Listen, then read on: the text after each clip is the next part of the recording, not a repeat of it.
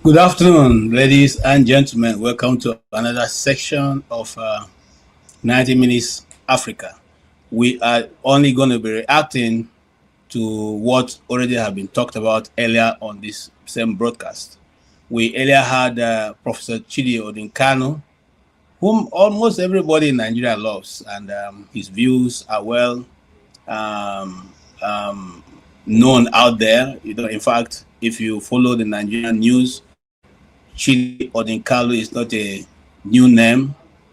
It's almost like a household name right now in the southeast, south, southwest, northeast, northwest, and the middle belt. So today we had a very interesting session with him, and we're going to be looking at part of what he talked about. We're also going to dive into one or two stories that is making the headlines in Nigeria. And, and yes, we will start from there. Of course, some of the topic that we discussed earlier was the topic of the governor of Anambra State, His Excellency, Professor Soludo. Somebody said, I don't know how to call Soludo. So I hope I call it very well this time. Soludo. The only unfortunate thing about Ocho is Soludo now in Anambra State. Since I have Soludo, let him follow Udo and do what Ndena Soludo name. You don't bear Soludo, then Gane Butare Ara. Abukwana nage bua ochiara ayamanu ina chitara yara. Sunagabo ochiara. Obo Soludo. So kwanu udo na kai nwa mmiri disa okolala. So on that faithful and very personal remarks from me to him, we'll start today broadcast, and we are gonna just quickly also touch on one or two other things I want to discuss. If you like, I say from my own bias, I don't, it's okay.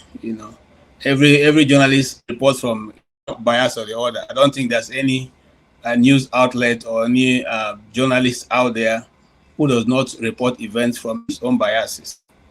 I mean, every computer operates on a motherboard.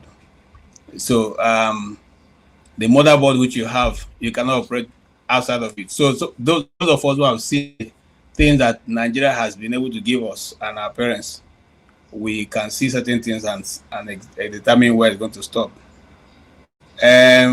Oscar Black Bones, please give me $5 so I can I can follow your directives. If not, when I finish with him today, go. Okay, it's good to have all of you around, and let's go there, as they will say in the Nigerian palace. Today, I would like to, as you know, once in my life I was an actor, and I acted very well. If you know me, so I will start from that story, and then we'll gradually move into what Prof discussed this afternoon rather. Let us see this video, and then we can discuss that later. Major story has just broken that is shaking the Nigerian entertainment industry and the entire nation. Stanley Amadi, a well-known Nollywood actor and filmmaker, has been arrested facing serious allegations of involvement in a coup plot to overthrow President Bola Tinubu's government. This is not a movie script. This is real life, and the details emerging are absolutely shocking. Stanley Amadi is not just any random person in the film industry. he has built a solid reputation over the years as an actor, director, and production manager. He directed films like The Album and Tiger King, produced Cornerstone in 2019, and appeared in Once Upon a Dream in 2024. He was also the former chairman of the Actors Guild of Nigeria's Enugu State chapter. This makes his arrest even more surprising and dramatic. According to reports from January 2026, Stanley Amadi was arrested back in September 2025, but his involvement was only just made public now. He was picked up alongside several military officers accused of planning a violent overthrow of the federal government. The most disturbing part is what investigators are saying about his role. Security sources claim Amadi was recruited by the alleged coup plotters to serve as a propagandist. His job, according to these allegations, was to shape public messaging and help gain support for the planned takeover. Someone from the entertainment world who knows how to tell stories and influence audiences, allegedly being used to sell a coup to the Nigerian people. The plot goes even deeper. According to allegations, this was not just about removing President Tinubu through force. The suspected conspirators reportedly had an assassination list that included President Bola Tinubu himself, Vice President Kashim Shettima, Senate President Godswill Akpabio, and Speaker Tajuddin Abbas. This was allegedly a plan to wipe out the entire leadership structure of Nigeria in one violent sweep. How was this plot uncovered? In late September 2025, as President Tinubu was traveling to Imo State for an official visit, a military officer with direct knowledge of the coup plot contacted the then Chief of Army Staff, Olufemi Oluyede, and blew the whistle on the entire operation. That single act of courage likely saved lives and prevented a national disaster. On September 30th, 2025, security forces launched a coordinated operation. The Department of State Services and the Army headquarters worked together to arrest the main suspects. When President Tinubu was briefed, sources say he was visibly shaken. He immediately ordered the cancellation of the October 1st, 2025 Independence Day parade. Many Nigerians were wondering why the parade was suddenly cancelled, and now we know the real reason. If you are enjoying this video and want to stay updated on all the latest news from Nigeria, please hit that like button and subscribe to this channel. Your support helps us continue bringing you the most important stories. Okay, ladies and gentlemen, you're welcome once again, and I will run a bit of a comment on that story before we move on. Now, you notice how an Igbo man's name has been introduced in the picture. All of a sudden, the narrative and the Western press have run amok the story. Now, this is a producer, Stanley Amadi. And this producer, I think if you want to rank him, he will not be up to the rank of maybe a colonel. But you have senior army officers who were involved in this northern coup. The press have not called it northern coup. The press have found no reason to elaborate on this story. They've spoken on it hush, hush, hush, hush.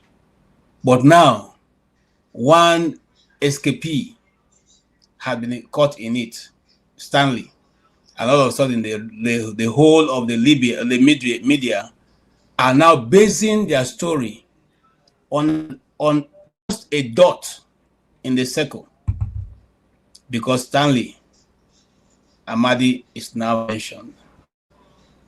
Now, the reason for the tying that story to mentioning all the people that have been marked out to be eliminated and bringing Stanley into it is no other than to drive the story to see how wicked this Stanley man is, and consequently what he has planned to do to a Yoruba-led government.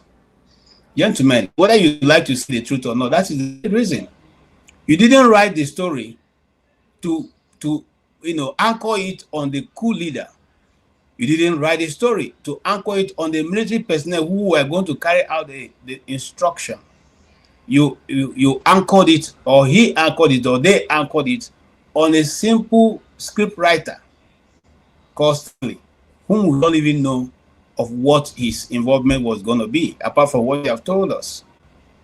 You see how we say that, those of us who say the one Nigeria is but a hoax, what it is. You didn't say the main actors. You have not named it a northern coup, because almost everybody who is a participant is from the north. But we're still talking about the Igbo coup of 1966. We say the Igbo of 1966, yet we say Delta State is not an Igbo state. But the man who carried out the coup is an Igbo man. He's from where? Delta State. But Delta is not Igbo. You see the contradiction of Nigeria? You see the contradiction of Nigeria. I'm ready to tell you it's an Igbo coup, but they will not accept that Delta State is an Igbo state. But the Igbos will suffer for the action of a man from Delta State.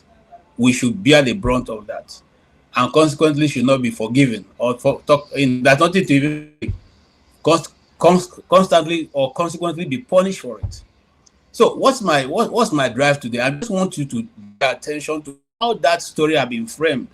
And in fact, I only picked out this one. There are several other of such stories on the internet that have framed the same thing, framed the same narrative, to bring Stanley to be the main culprit.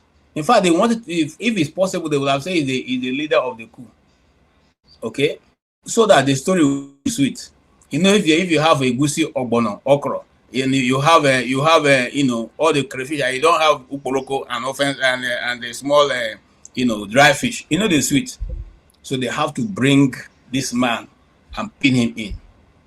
Well, I am not saying I'm not for him. If he's part of the coup, let him face the consequence. But let's not find a way to bring the Igbo question into it, because that's the only time the story is complete. When you don't have an Igbo man yet in the scheme of things, it's not complete. All right, so I'll leave that to you guys to make your input when you come in, but that's part of what we discussed today. And you also have the opportunity to tell us what you think about it. Now, the other story, which is on a very more sad note, I was waiting for Show to help me with the video, but I don't think Show is available. So we'll just go on with the story. If we have the video, again, we'll play it later on. So you see why I feel so sad. On a very sad note, we were able to see the passing of a young talent, a Nigerian of status, who would have been something that the world, another star from Africa, from Nigeria. She would have represented us in many ways, that we may not even be able to imagine today. But again, Nigeria has happened to her. This is the young lady who, by all standards, sings like any other superstar around the world. She's just 26. And a very sad story indeed occurred yesterday. She was bitten by a snake in her house. She walked herself to the hospital, having tied the point where the snake bit her. Went to the first hospital. They said they didn't have venom, snake venom. In the national hospital, they didn't have snake venom. She went to the second hospital. They were rather asking her numerous questions, and I'm quoting the account of her sister, who was on the phone with her until she passed. They were asking her questions, and the place where she has tied where she tied her hand from the where the snake had bitten her, they loosened the rope, giving her what? Giving her drip. Nigeria, once you don't reach hospital, they never give you drip, they never start treatment. They started giving her drip, and eventually from that point, she became, started losing consciousness, and eventually that was the end of this young, brilliant mind. 26 years old. 26 years old. When shall these things come to an end? These things, wonderful, very stories you cannot hear any other place. 26 years old, who walked herself to the hospital, is not going to walk out with her 2 legs. Sometimes you wonder, what is the nation that we really have? 2 government hospitals do not have venom, snake venom. Do not have snake venom. I want that to, to sink in. 2 hospitals do not have snake venom in a country where snakes are almost everywhere. There is a snake venom making what they call them now, laboratory somewhere in Vaughan, somewhere around around Bauchi State, between Bauchi and Plateau State. I've just done a story there that makes vaccines. Now, you want to tell me that this family will forgive Nigeria for the loss of this life? Do you want to tell me that we also as Nigerians who can sleep with our eyes closed and be grateful that we are living as human beings? It's so sad. Not too long ago, a young lady was thrown out of her house. According to them, they say she jumped by herself. There's journalists in Arise News.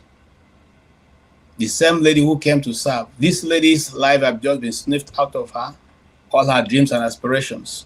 I wish I could get that video where she was singing, so that you guys will know that we're not only lost a human being, we have lost somebody who God has called to showcase, the beauty of God in singing, because she sings Christian music. So my heart goes out, and on behalf of all of us here, we want to say, may God give the family the heart to bear this irreparable loss. And I cannot say that it's a will of God that she will leave us at this time. It's the wickedness of man. And that man is Nigerian government. There's no other way to put it. Nobody has the right to take to cause anybody to die. And this is so sad. On behalf of us here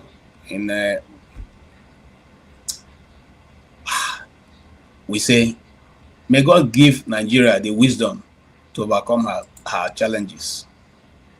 May God give all of us and the wisdom to bring solution to what should be done to such a wicked generation.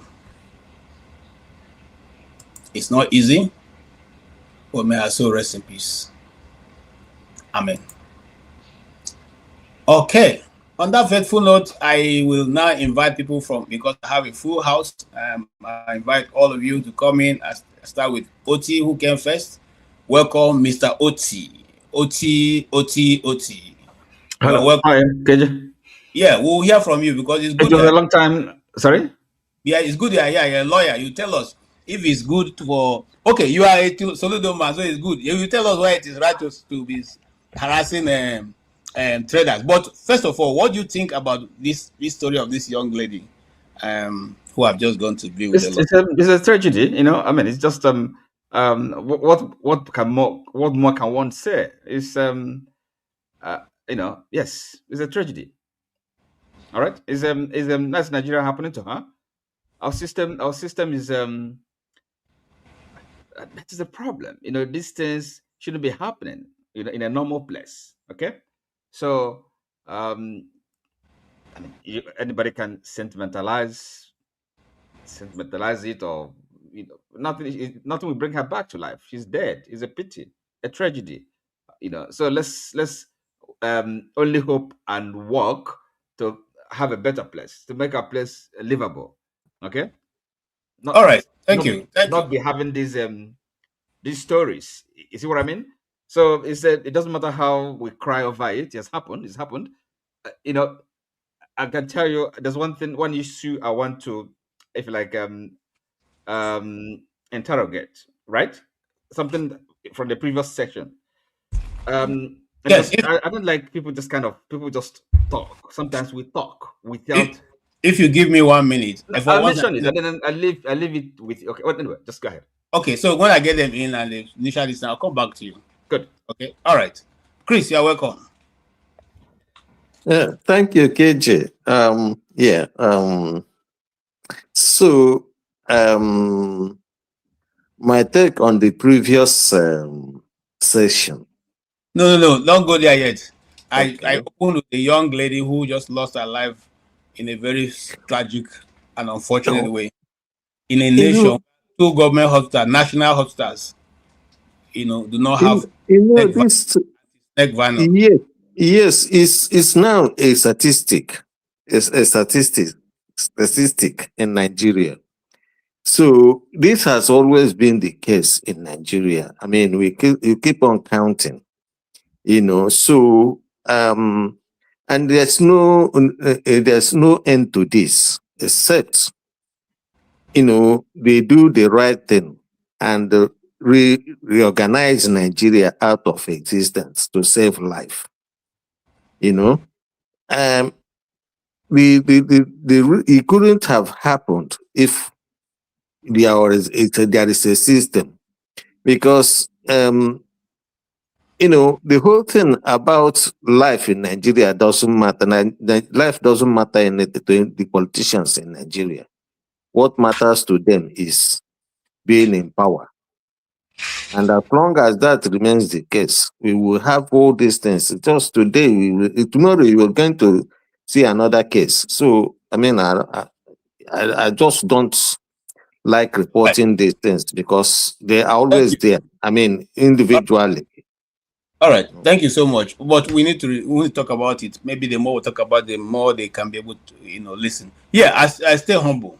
Did you see that very interesting, or rather very very sad story? Because it's not interesting. Yeah, so I woke up this morning to very shocking news because it's a news that dominated my group's WhatsApp our WhatsApp group, this morning, and up till now, there are loads of messages. Yeah, I'm just struggling to read them. Snake bite, I think, was one of the topics that I I gave a talk on during my national youth service. Yeah, among many other disease conditions I talked about then. Um, one of the challenges we have in Nigeria is that the Nigerian people are not so versed when it comes to health information. Health education is still lacking. There is paucity of knowledge regarding health, and that's why there is still little advocacy. We talk about a lot of things in Nigeria, but little is talked about health. And that is because Nigerians don't know so much about health. When you talk about health in Nigeria, the only conversation that crops up is, oh, that doctors have left Nigeria. There are no doctors, there are no nurses. But that is not that is just a tip of the iceberg. That is just a scratch. There are very, very, very serious problems in health. We lack health infrastructure. We lack even the storage, because without infrastructure, without electricity, how can you store the vaccines?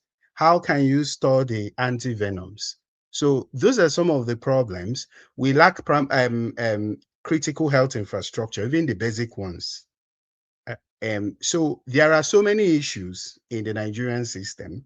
And usually, when things happen, when tragic incidents like this happen, that's when you will see the outcry.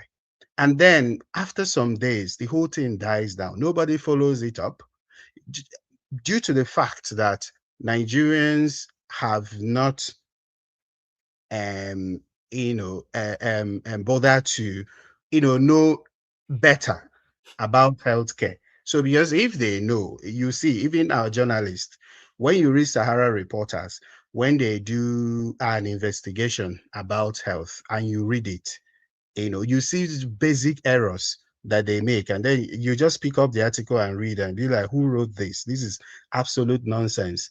The pronunciations of things, the terminologies.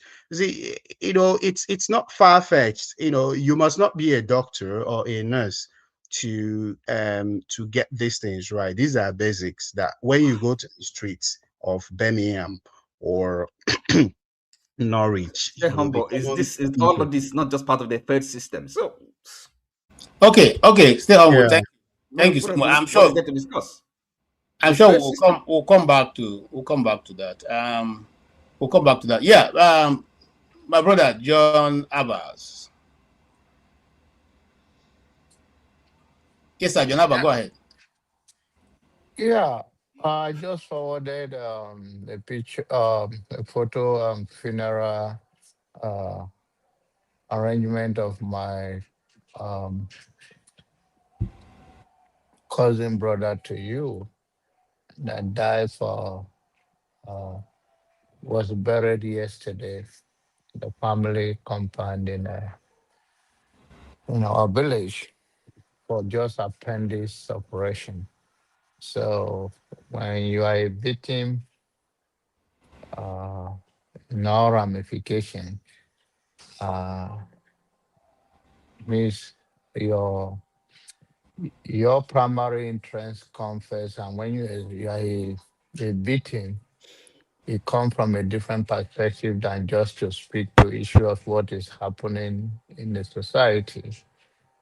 How can appendix that they can just operate uh, um, young man that is doing well for himself in Nigerian standard, less than 30 years, have a wife, 3 kids. It's this new generation roofer who does so much for himself. Have houses, have uh, tenants, and have his own house to himself. Died just for operation of appendix. It will be disingenuous to me not to honor and talk about him and talking about somebody which is all lost is lost, and my condolences to those family. Um, if you something is singing or I'm hearing music, is that because of my ear or something? No, Uh, go ahead, John Abbas. It's my phone. Somebody trying to call. okay, okay. Go ahead. So if you are a victim of this Nigerian quack system from the bottom to the top and from the top to the bottom. And it's all lack of system. It's lack of functioning government. Because when people know the consequences of their actions, they will think twice before they take it. But in a country where somebody called auxiliary nurse or nurse assistants can claim to be a doctor and carry out any operation and build a place and uh, I mean, it's the people themselves. But what the check and balance is the system is that every human being want to play smart, but you will think twice because if you are arrested, you will face some time in jail. So the fact that we have a quack system, if you summon the Minister of Health today and then go to that place and say, why is this practice going on? He will tell you he don't know. So who give these people license? How do you operate on people? You will be giving some excuses that it's not a Holy Spirit to be everywhere at the same time. I see all kind of a system that is never accountable to anything. So that's why for me, I want the system to go to ground zero and let's start building Nigeria all over again so that people will know that if they go the wrong way or play that game, if you catch up with them, they will face the consequences. So to me, understand the regional zoning and empowering each zone to themselves. But I also believe that in our society, when I was growing up, there is conscience. There is people have conscience that before you talk of doing anything to someone, you look at yourself on the mirror and say that if I do this thing, what if somebody do it to me? But now everybody is just desperate. They don't care about life. They care about surviving and whatever they can do to survive and to make that money to live. Because our society do not even respect honesty and those that work so hard. They respect those people who can cut corner and pretend to be big and pretend to be something that they are not. They are not. So my condolences to their family. But like I say, and I send you the picture. This is about that I lost. It bear our grandfather's name. I lost tragically because of appendix. And this is not the first time. I've lost another young lady, a young police officer, my aunt's daughter. She called me before she went to hospital. And this is loot in Lagos. And the amazing thing in after she died, when they killed her, whatever they did, they are offering us 10,000 naira. When my uncle called, they say, "Come, she died. Come on." A young girl in her 20 with life and energy called me. I'm having headache. I'm feeling otherwise. This so I'm a victim because I'm from a big family. I'm a victim of Nigerian in every ramification. So until we put our art together, this is bound to happen and it can happen to anyone. Thank you so Thank much. you. Thank you so much, Janaba. I really appreciate it. But we also showed I've already showed the picture that you sent to me of your brother, who is just 35 years old. 35 years old young man who is not begging for government assistance but working for himself. And the system failed him. Of course, you can't provide hospital for yourself. And that was one of my biggest fear in Nigeria. If something happens to you and you go to the hospital, what will happen? And look at these are young people, just useless stories. Even mere appendicitis that they don't even put people to sleep in other nations.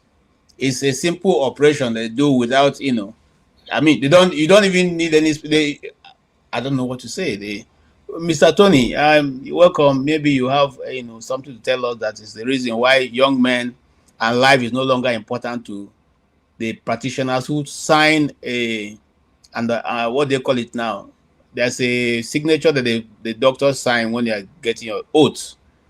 That life is sacrosanct and at every level you do everything possible to prevent life from being lost. Yeah, stay humble. I hope I'm right on that. But let Tony talk. It's called Hippocratic oath or something like that. Okay, whatever the oath is just to make sure that life is sacrosanct and must be kept, prevented. In other clients, they will do everything possible to stop you from dying. There are even some people whose lives are being part to the point that they have their hearts their majority parts of their hearts are even in machines that are keeping them going, and the people fight to keep them going. So, talk more of young men. A young man, 35, who is already doing well for himself. A young lady, 26, who is already doing well for herself. And this is the story we are told. A snake venom, anti-snake venom they didn't have in a nation full of snakes. Tony, what do you say to that? Greetings, KJ. Greetings, my brothers, OT, Chris, Stay Humble, John Abba, Recolonization. I greet all of you and everybody listening. Yeah, it's waiting they go, waiting they know they see for Nigeria these days. It's one of the greatest challenges that we have is the condition of our health facilities. They are almost decrepit. The politicians don't see any need to do something about it. Your president is always going to France to have his treatment. He has not thought it wise to even do an Ike house, there in Lagos, so that they upgrade it, so that the common people can, if you get money to go to the UK or outside Nigeria or France to get at least basic treatment for whatever conditions that they have. The sad thing is not that people don't die abroad. People die, people go to hospital and they die. They make mistakes sometimes. But the system is structured in such a way that if it happens, that doctor or that hospital has an explanation to make. And if they don't take time, they'll be sanctioned if they are found to be culpable. You know, Chimamanda was in Nigeria, for Christmas, and he lost his son. That should, something that should not have happened at all. And I think she's in court now over the way that, the whatever was administered was handled. So the case of Nigeria is serious. I last year or last 2 years, I lost some very, very great friends. Some of them you would know. One of them used to be in Patito gang. Patito was a student or used to teach in Lagos Business School. Prostrate. I lost another friend to a consultant, a young man. Prostrate. If you, and there's so many cases, when if you tell people that to begin to enumerate their experiences, those of us who stay abroad, every time we go to Nigeria, our greatest prayer, one of my prayer is, please make a no sick, whether not headache, whether not this thing, even common malaria. If you go to hospital one, they will diagnose and say it is typhoid. You go another place, they will tell you it's this one. You go another place to tell you. All of them will give you all different diagnoses they could give you, and they'll be treating the wrong things. I had an uncle who came on holiday from the UK, came home, just to stay. Then he took ill. They took him to hospital. They don't get bed, first of all, where they go put him. Before they could contact his children to make arrangements so that they go, stabilize them and then, send him, fly him abroad to the UK. He died. So it mirrors the kind of society that we have. Life doesn't mean anything to anybody. And then even when it happens, you would find people trying to cover it up.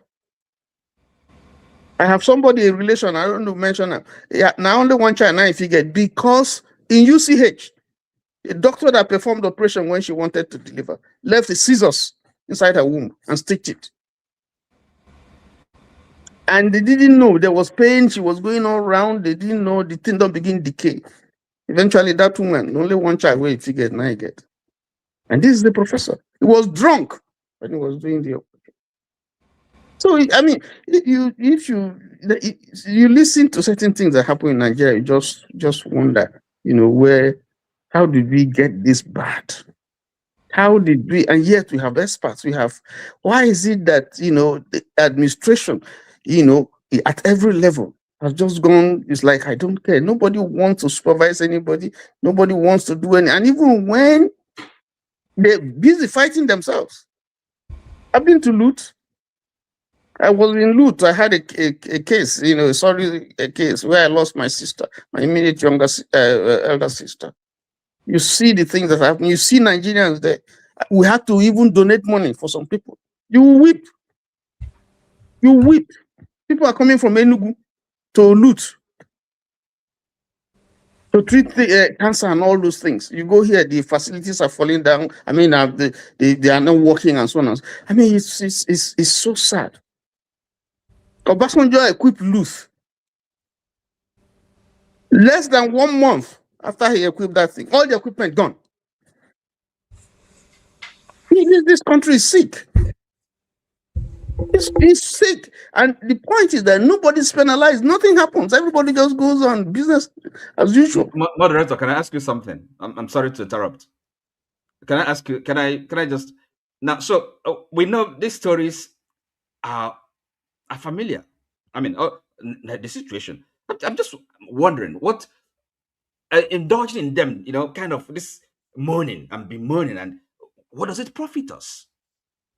So shouldn't we rather perhaps have serious discussion, challenge ourselves, think about how do we move forward? How do we solve some of these problems, these systemic problems? I mean, talking about all this, what's the point? Okay. I mean, we spend hours and hours here, but nothing really, nothing concrete. It's just okay. I don't thought you asked understand me a it. question. God, You asked me a question, right? go on, please help me. Okay. Yeah, what's Now, the point of all this? I mean, the discussion we're having. okay, I will tell you. Go on, go on. Just calm down, Mr. Oti. The point is that these are normal human beings like us. And these strategies that are happening are continuously happening. We will sympathize or empathize with those who have lost loved ones. We will bring it to the fore of the media that these things are talked about. That's the only way to get to the ears of those who are responsible, who will call them to question. You and I, even if we come here now and provide solution, that solution will remain on this channel. It's not going to go beyond this channel, except those who are in position of authority. We take it and act on it. So we are saying that we do not condone or will not support the loss of innocent people. If they are 80 years old, 90 years old, and they're using Nigerian money to maintain themselves, and then you are telling me there's nothing to discuss when 35 years old men are being lost, 26 years old women are being lost. This is not the first, not the second, not the 10th, not the fourth, not the fifth.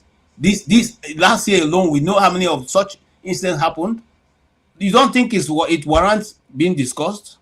Well, to me, it's just the amount of time we devote to it. Okay, and people are making their contribution. Let them speak now. After that, we'll go into this thing. I don't think there's much time. You see, this is the thing. It's like we don't. This thing you said was not a reason why I had problem with my. It does seem that we don't have any kind of value for time. We just hours and hours talking banality. The only reason why time is important to us is because we are alive. If yes, we are alive, and we have to make the best use of the time available to us. We don't have all the time in the world. We are using is, for me, it's very profitable to talk about these young people and this, because if you are a member of that family, you will not be saying what you're saying. Well, it's a pity. Because people will actually say, it doesn't matter how much we discuss them. It doesn't matter, because that's the Igbos have a proverb that when they are carrying another man's corpse, it look as if you are carrying firewood. If it's in your family, you would like us to talk about it for 24 hours. So don't rush us, please. We are Africans. We are not Oyibo. Oyibo people may not be mourning their dead. We mourn our own dead, and the Bible said you should mourn let the dead. There's a time to mourn the dead. You mourn the dead. That's what we are doing, okay? Oti. All right. Having said that, KJ, let me just end by saying that the only way to solve a problem or to find solutions to a problem is to discuss it. Simple. That's all that way now. I want to each other. I yield. Thank you. All right. Thank you. Yeah. Stay. Recolonization. Go ahead. Thank you again. Good evening, everybody, and I greet everybody. You see, KJ. When you see people like Oti, I'm not trying to attack him, but I like to attack me because I'm going to attack you. I'm happy you're here. Yeah. Attack me now. I'm going to attack you. I can tell you now. Okay. Please calm down. No, listen. We have a lot of issues to discuss. Let's not start with attack, because some people already attacking me for the comments. I just want to remind Oti that he's here mostly to challenge what somebody says. Correct. And when a man like him is like that, you see that there are people like educated illiterates. They don't know what to say. And when somebody says something, now that's one they want to talk about. Instead of them to say they know, to bring their own perspective. No. Now letting somebody talk being problem. So let I go to the thing where we talk about. You see, first of all, I came here with my name, Daniel. Then suddenly, because what we are saying here, if we don't talk, Mr. Tony said it, if we don't talk about something, how do we find a solution? Nigeria has been kept in darkness for many years. If not this technology now, where we say somebody like me go feed the talk. Now NTA we they listen to now, all those kind of people. Anything where they tell us, we go agree. Now, let me come to the matter now. You see, later I can't change to revolution because of the talkings. Because there's a way you go listen to the cries of a child. You go come say, okay, what's be the problem? If na hungry, say the catch am, if you put am for pocket, give am food, he go chop. He go stop to the cry. You see now, when we come to revolution, people like Mr. Oti challenged here too. What kind of revolution are you talking about? Blah, blah, blah. Now we change them now. So, okay, we understand Nigeria no one die. Okay, we say recolonization. Some inside don't attack me for that one. No. I can't tell them, say, we go stay in a condition, we talk about it all the time. Can you imagine a 26 years old girl dying, snake bite, and we go say we come from Nigeria, country with flowing with milk and honey. And maybe, as you said, somebody was saying, is it Tony, say Obasanjo equip loot. Some people go there, pack all the thing where them put down to treat human beings. This thing where kill that girl, that maybe one man don't pack them, go keep for private hospital for big men, children, where snake no go bite. So what we are telling Nigeria is, and my own contribution to issues like this is, please, people like Otis should allow people to talk. If you are comfortable in living in London or wherever you live, not everybody get that comfort to fit escape from this problem where they happen for Nigeria. So if we are talking about it to the level of somebody like me, will be non-entity, when I come to people like you, I'm nobody to you. So who will you? Can you listen to me if you see me on the street? Look at this dirty Rasta man, blah blah blah. If I get the opportunity through this kind of site to contribute to my quota, I get very frustrated when somebody is telling you we are wasting your time talking this and that. But when we bring solution here, the same person will tell you that what you are saying is rubbish. Don't talk about it. And then the solution in Nigeria will continue to flow. People go, they die. All this one, what will they hear now? Adam, that lady wey ride that yellow sun, something where his son die. Is it not because he's a big woman? Maybe this person now, where die, this girl now, because she's a celebrity singer or upcoming rising star. But what of the people where they die every day where nobody know them? You I agree. understand me? I agree with you. Let me end with this before the main show starts. That is why we continue to speak. Whether they say the truth is an offense, but not a sin. So there are people in Nigeria, when they don't eat belly food, like Oti, when they don't eat belly food, they no one know whether their neighbor survive. Thank you, sir. Thank you so much. And we end this discussion with just what real revolution have said, real colonization have said, and which is that we will keep saying these things because we're not saying it only because of these two individuals who are portrayed today, but because there are many others who do not have the opportunity to be heard. For instance, this young man, John Abba's brother, who never have heard about his case, is because John Abba is on this platform, and so he has brought it up. And so we know now that we lost a young man, 35 years old, because of common appendicitis. Appendicitis that couldn't be performed in a Nigerian hospital. And then we are saying we shouldn't talk about it. The lady in question, hold on. Can I talk now? No, you can't talk now.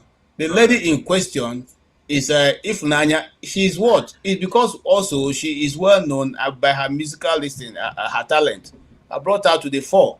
There are many Ifunanyas out there who may never know, who probably also lose their life on circumstances that are preventable. These are preventable circumstances. That's why we are saying that if we are ready to run a nation, these things are things that people should not lose their life because of. They are too insignificant for people to be dying.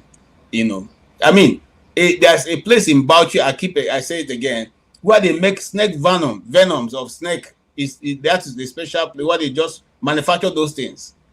And so there's no reason why this lady would be lost. And then what's the other one? This guy's operation is a very simple procedure. Okay, but however, let's leave it at that and move on. Okay. Are you going to give me just 1 minute to give a perspective to an issue here? Because I know that there are many people that are watching us, and I don't want them to go home with the wrong information or insight. So what happens is that sometimes we go away with this notion that the federal government has equipped so and so. So between 2010 and 2014, the government of Goodluck Jonathan, they started this project of centers for excellence in some specialties. LUT was a center for excellence in renal issues. So University of Nigeria Teaching Hospital was the center for excellence in heart surgeries and the rest. Okay. Coming to that, so the federal government will usually take credit for the numerous open heart surgeries that were done in UNTH that period. But when you now look at it, what equipment did they provide? So they will give contracts. The federal government will announce, oh, that we've awarded or we've budgeted so and so billion for this and this. And they will give contracts to their cronies, to all these corrupt politicians. And you come to that hospital, there is nothing on ground. So if you interact with people on ground, you discover that there is not much that was done. And people that came in from the UK, from Northern Ireland, that came to do those open heart surgeries, most of them brought in their own equipment. And there were people that trained in the University of Nigeria who were giving back to their school. They brought in personnel, they brought in equipment from their hospitals, and they performed those surgeries. But federal government will take credit for those open heart surgeries that were done because so many patients were recruited from across the country because it was the only center doing open heart surgeries then. So sometimes when we claim that federal government has done this or that, that people not go with the impression that federal government is providing those facilities.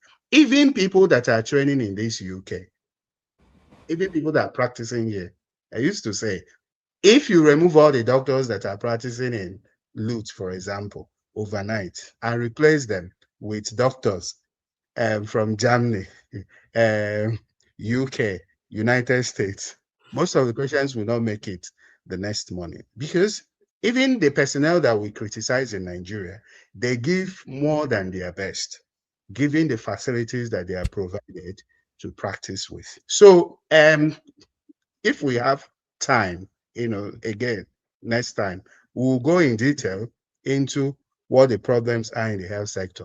All right. And the solutions to them. Okay.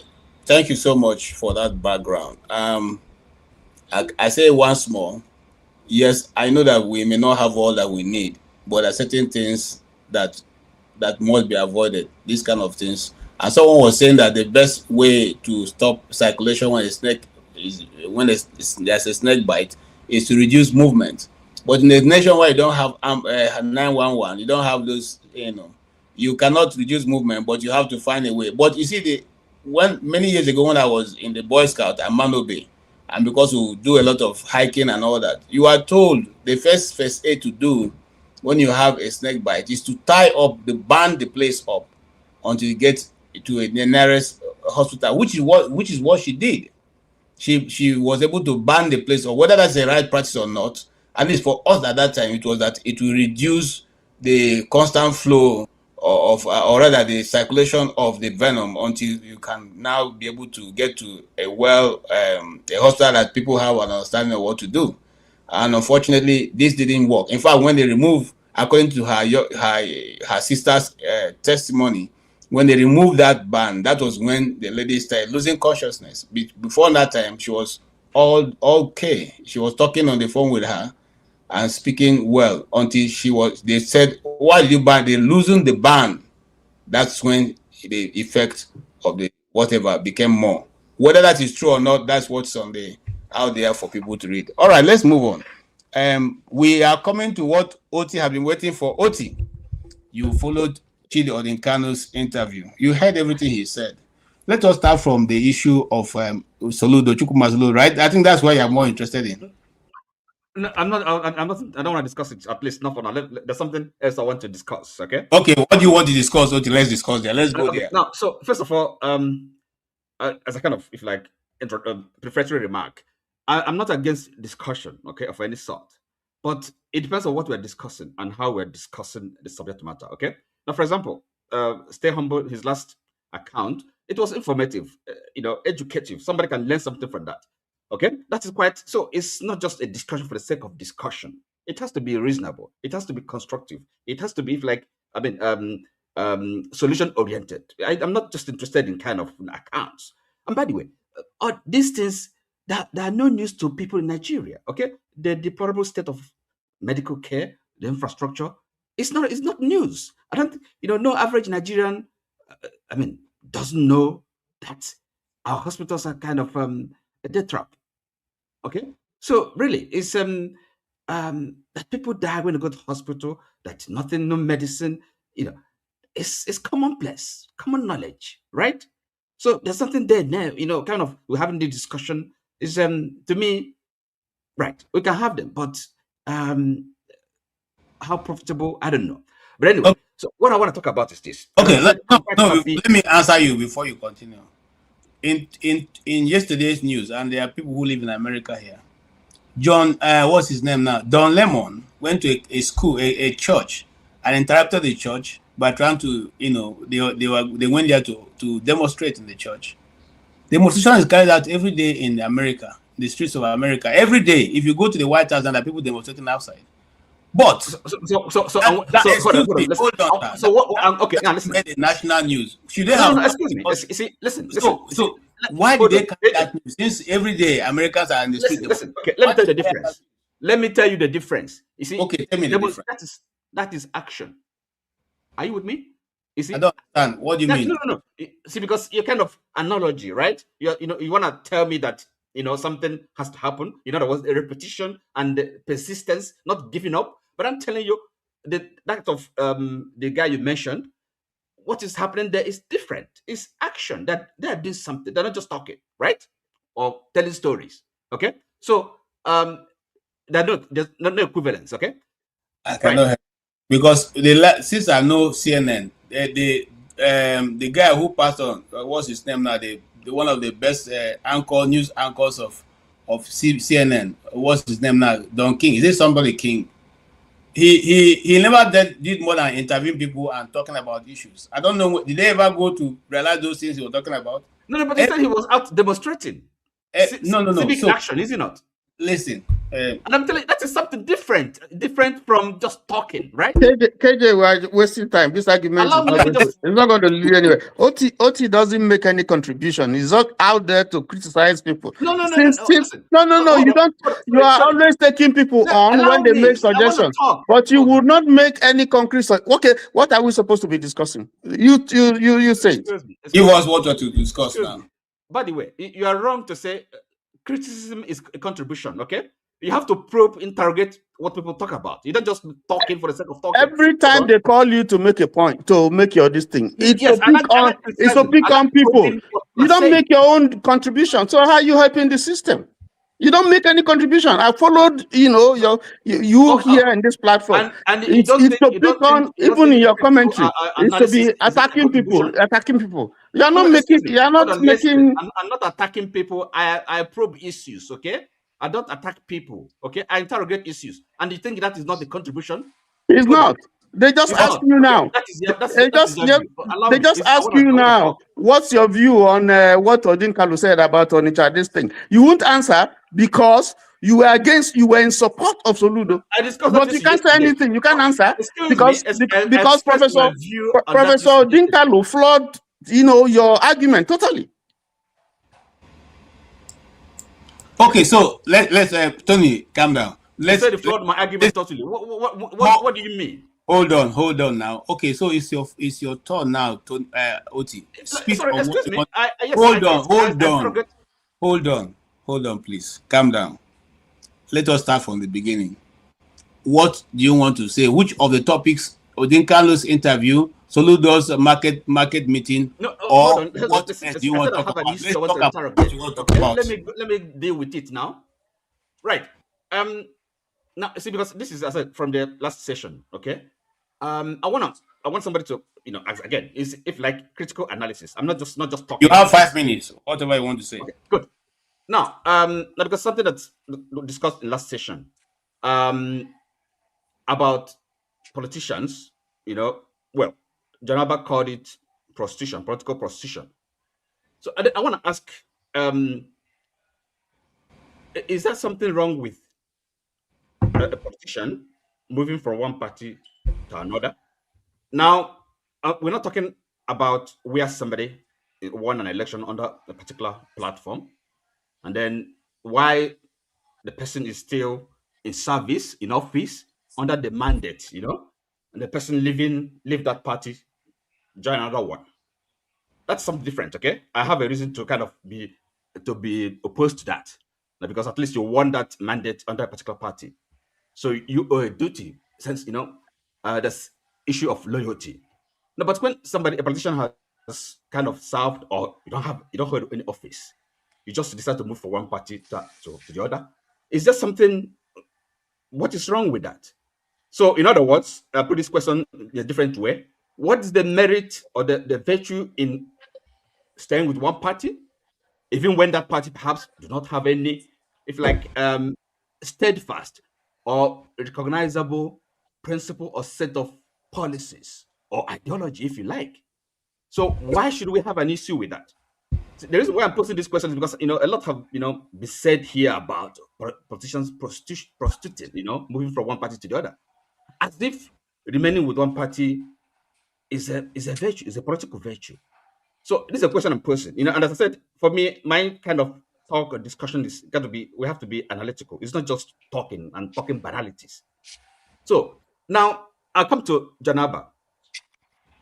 So Janaba, I just wonder, because Janaba comes from a region, Benue State, where terrorists, Islamic terrorists, that decimate his people. Janaba has never, as far as I know, if expressed a rage or pour scorn on these people responsible for the deaths and the murderers, deaths, as well as not even condemning the government that is responsible for this, the government that has the responsibility, duty to protect his people. It never seems to be really enraged or critical of the government and their policies or lack thereof. No, but Janaba is so much, perturbed, troubled by, let's say, P2B is a political prostitution. I just want to know. So, Janaba, if you can perhaps, when you have your turn to address, explain to me what is the merit in staying with one party. Well, again, we're not talking about because if it's the issue or question of consistency, right? We can discuss that, and then you have to talk about a politician's consistency in terms of his outlook, in terms of his principles, in terms of his political philosophy, what he believes public service is all about. Okay, in terms of his understanding of duty, public, how he communication, empathy. So these are traits, characteristics, and qualities of a politician, and then you can begin to really assess, judge a politician based on their character, on their consistency. But if it is a party, as we know it, political parties in Nigeria, I don't know, we don't know them to have, established, ideologies or world view. So now the question becomes, why is that such a major issue that politicians are moving from one party to the other, right? As I said, we have to also differentiate this, a situation where a politician won an election under a particular party, okay, and why in service, why in office, leaves that party to move to another one. So there's an issue of disloyalty, okay? No, but if a politician is not occupying any office, okay, it's just a politician, right? And then moves from one party to the other. Tell me what is wrong with that. And of course, the reason why I'm asking this is just the way you've made such a big issue of it against PSOB. So it's kind of sheer hatred. All right. That is my issue. That's what I want to interrogate. If anybody has can explain, clarify the virtue, the merit of being in one party. You may be in one party with all your, if you like, with all your immorality, with all your deficiencies, with all your lack of care, with all your wickedness, and then you're a good politician because you stayed in one party. Is that how we judge? Is that how we evaluate things? Is that how we think? Is that how we analyze things? So this is my issue.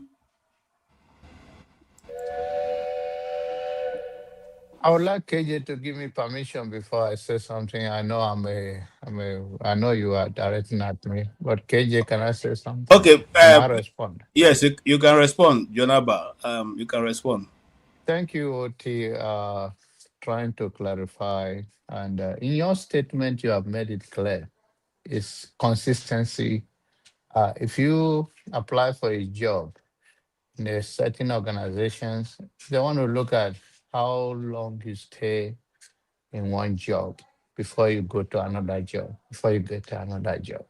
There is a credit and a reward for your consistency and for long service in that organization.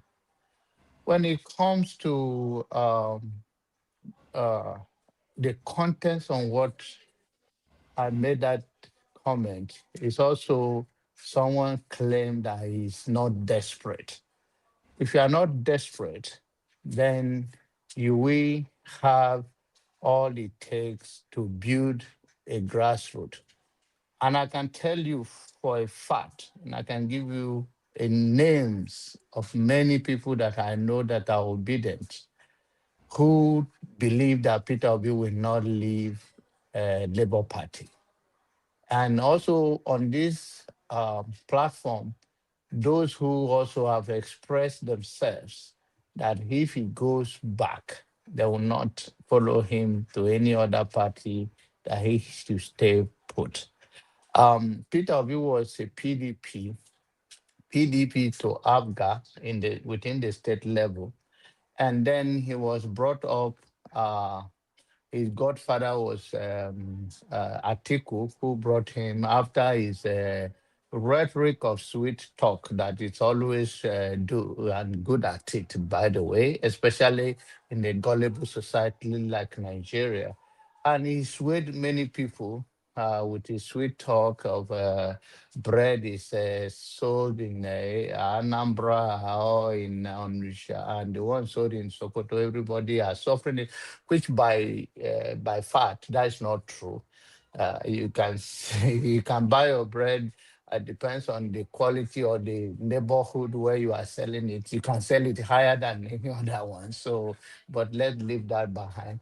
So Peter Obi have inconsistent in his political career of jumping.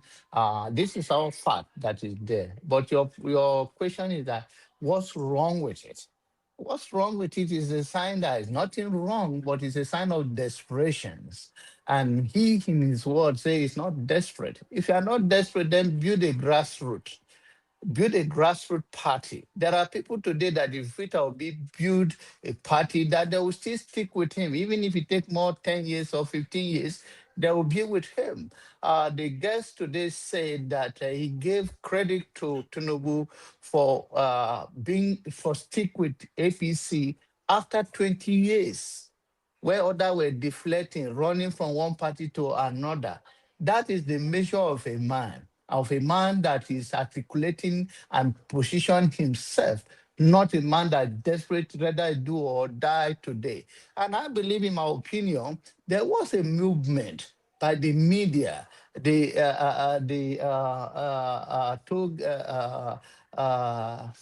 NSAS movement that was coming and was well organized. By the help of the media today, that people have voices to speak and influence one or two people.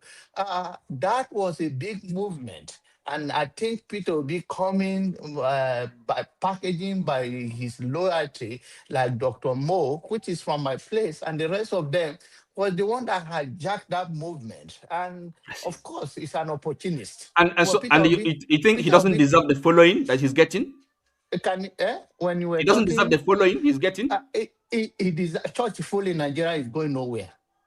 Sorry?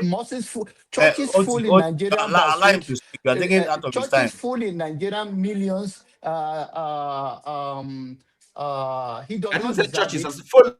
No, he does not deserve it. It's a sweet talk of people who are not responsible, who have no foresight, like our people, Nigerian people, who are follow, sweet talk, telling them promise what does not exist and they follow them. Even when people say, oh, follow is antecedent, when you can see black and white, the antecedent of what they are talking does not exist, they blindly or live in denial to say he exists. They are entitled to their own view. I don't question them, but in my opinion, yes, it does not deserve it. If you deserve it, then you die for Nigeria. It's when people say, can you die for what you believe in? He said no before, and now he come back to know that people hear him.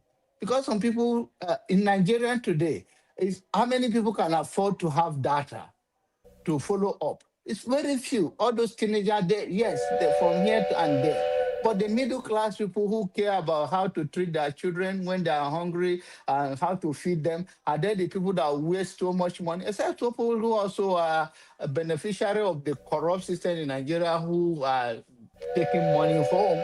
But by merit in Nigeria, nobody can Okay. afford to be following. So the notion that Peter will be, I'm rounding up my brother, following, changing party and should not be called a party prostitute. I don't know what you are coming here to defend him for. He's entitled to do that, but that is what I call him. You may not call him that, and you may not see anything wrong with it.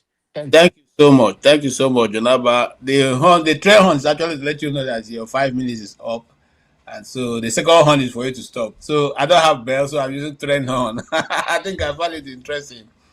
Okay, so the truth of the matter is, and I'm not trying to, say, I'm just trying to moderate so we cannot move on, is that you are saying Peter Obi, it doesn't matter if he decides to move from party to party. After all, Nigerian politicians are moving from party to party. Jonaba is saying, for that matter, yes, but that means you're not portraying what you said you are portraying, which is somebody of character, who is consistent, who is able to stand his ground and not in a hurry or desperate to be. If you're not desperate to be a president, then why running from pillar to post just to get a position? That is valuable. Both your side and his side is valuable. Let's talk as mature people. Look, I love Professor Chidi, okay, but not every view that he canvas that I accept, okay. Not every view, but I love him. I mean, like I said, I can listen to him all day without having any problem. But it's not everything that he puts. If I have to take everything he said, that means I'm not my own person now. So he has certain things I don't agree with, and then I agree with majority of what he says, and that's how we can be friends. None of your friends you accept how they behave, but you can be friends based on the other parts of things that you agree with. Okay, having said that, can we hear from Stay Humble? And yes, let's hear from you. You can start to continue that discussion, or you can also talk about any other part of Professor's interview that you want to take on. I'm particularly interested in the Onitsha market So, people.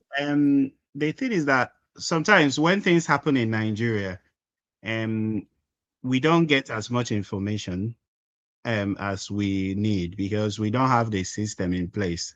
We don't have. The reason why I'm saying this is that when you said you wanted to end the other topic, you mentioned something which I thought it was okay for me to correct, because it's better for me to even correct it than not than to talk about the political aspect. Because if I don't correct it, many people may run away with that information because you are a very big man. So people will take your information. So when things happen in Nigeria, because we don't have the system in place, we don't get the information we want to operate with, the police will not be called into action to do their job and to investigate, or the police might not even be available. So they are the people that are supposed to be giving us this information so that we have information to work with. So if I don't have information to work with because of my position, it's not it will not be appropriate for me to take a position.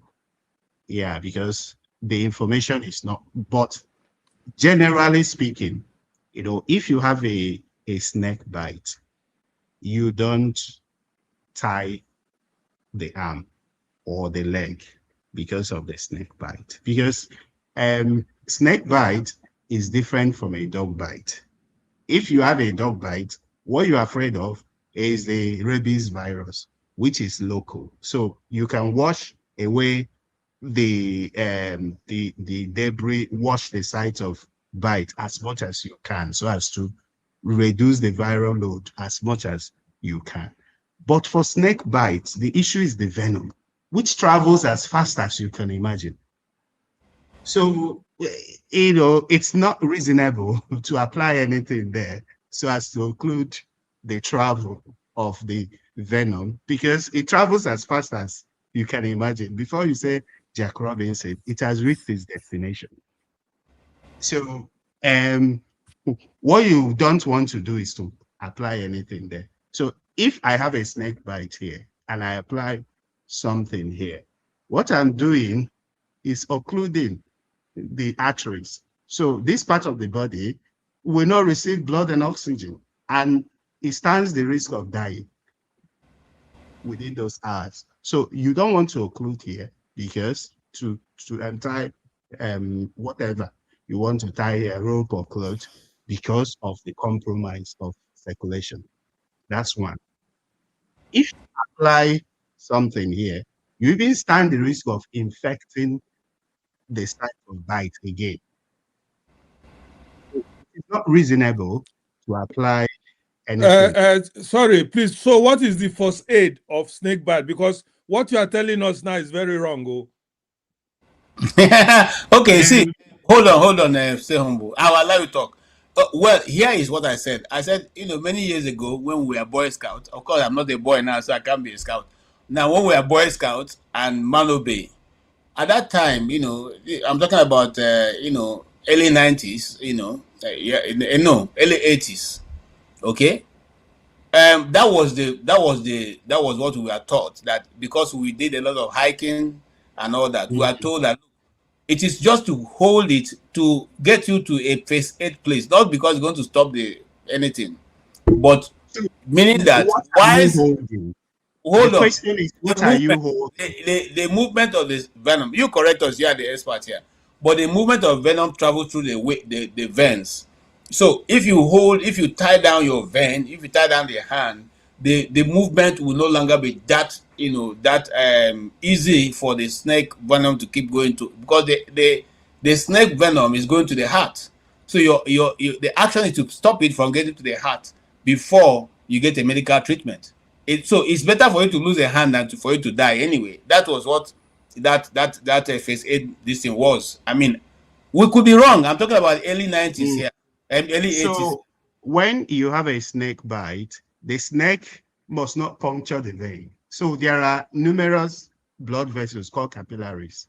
So they help in circulating blood around. And then there are also other smaller veins called venules. So before you say Jack, the venom has gone to wherever it wants to go to. So the venoms will attack the nerves, will attack the muscles. So what the medication does, is to neutralize the effect of the venom, because the venom has gone round the circulation already. Is to neutralize the effect of the venom. So whatever you're tying here, you are compromising blood supply to other parts of the body. Yeah, so what will you say to this person who has said that the young lady died after visiting 2 hospitals because they have no antivenom? So are they supposed to not have antivenom in a location where snakes are everywhere? So the thing with the antivenoms is that it is not paracetamol. Right? You don't have many centers with antivenom. Far back in 2011 or so, I remember in Enugu then, the only hospital that had antivenom was University of Nigeria Teaching Hospital. University of Nigeria Teaching Hospital was the only hospital that had antivenom. So it's rare, not many hospitals have antivenoms. Most general hospitals don't have antivenoms. So where you're likely to find the antivenoms are the tertiary hospitals in Nigeria. Okay, so We sorry, don't produce those well, things. tertiary We don't produce hospitals. anything in Nigeria. This hospital that she was taken to was the medical center, Federal Medical Center. Don't have antivenom. Okay, so you seem to have a lot of knowledge. So let's explore that a bit. What is the function of that venom manufacturing company or industry or laboratory in Bauchi, between Bauchi and Jos? Yeah, between And Joss. yes. What do they do? Is it not for production of venom, snake antivenoms, this thing? So how come they don't have it in Nigeria? If you have an understanding, let us have it. Because these are things we are I think manufacturing we ourselves. have a high incidence of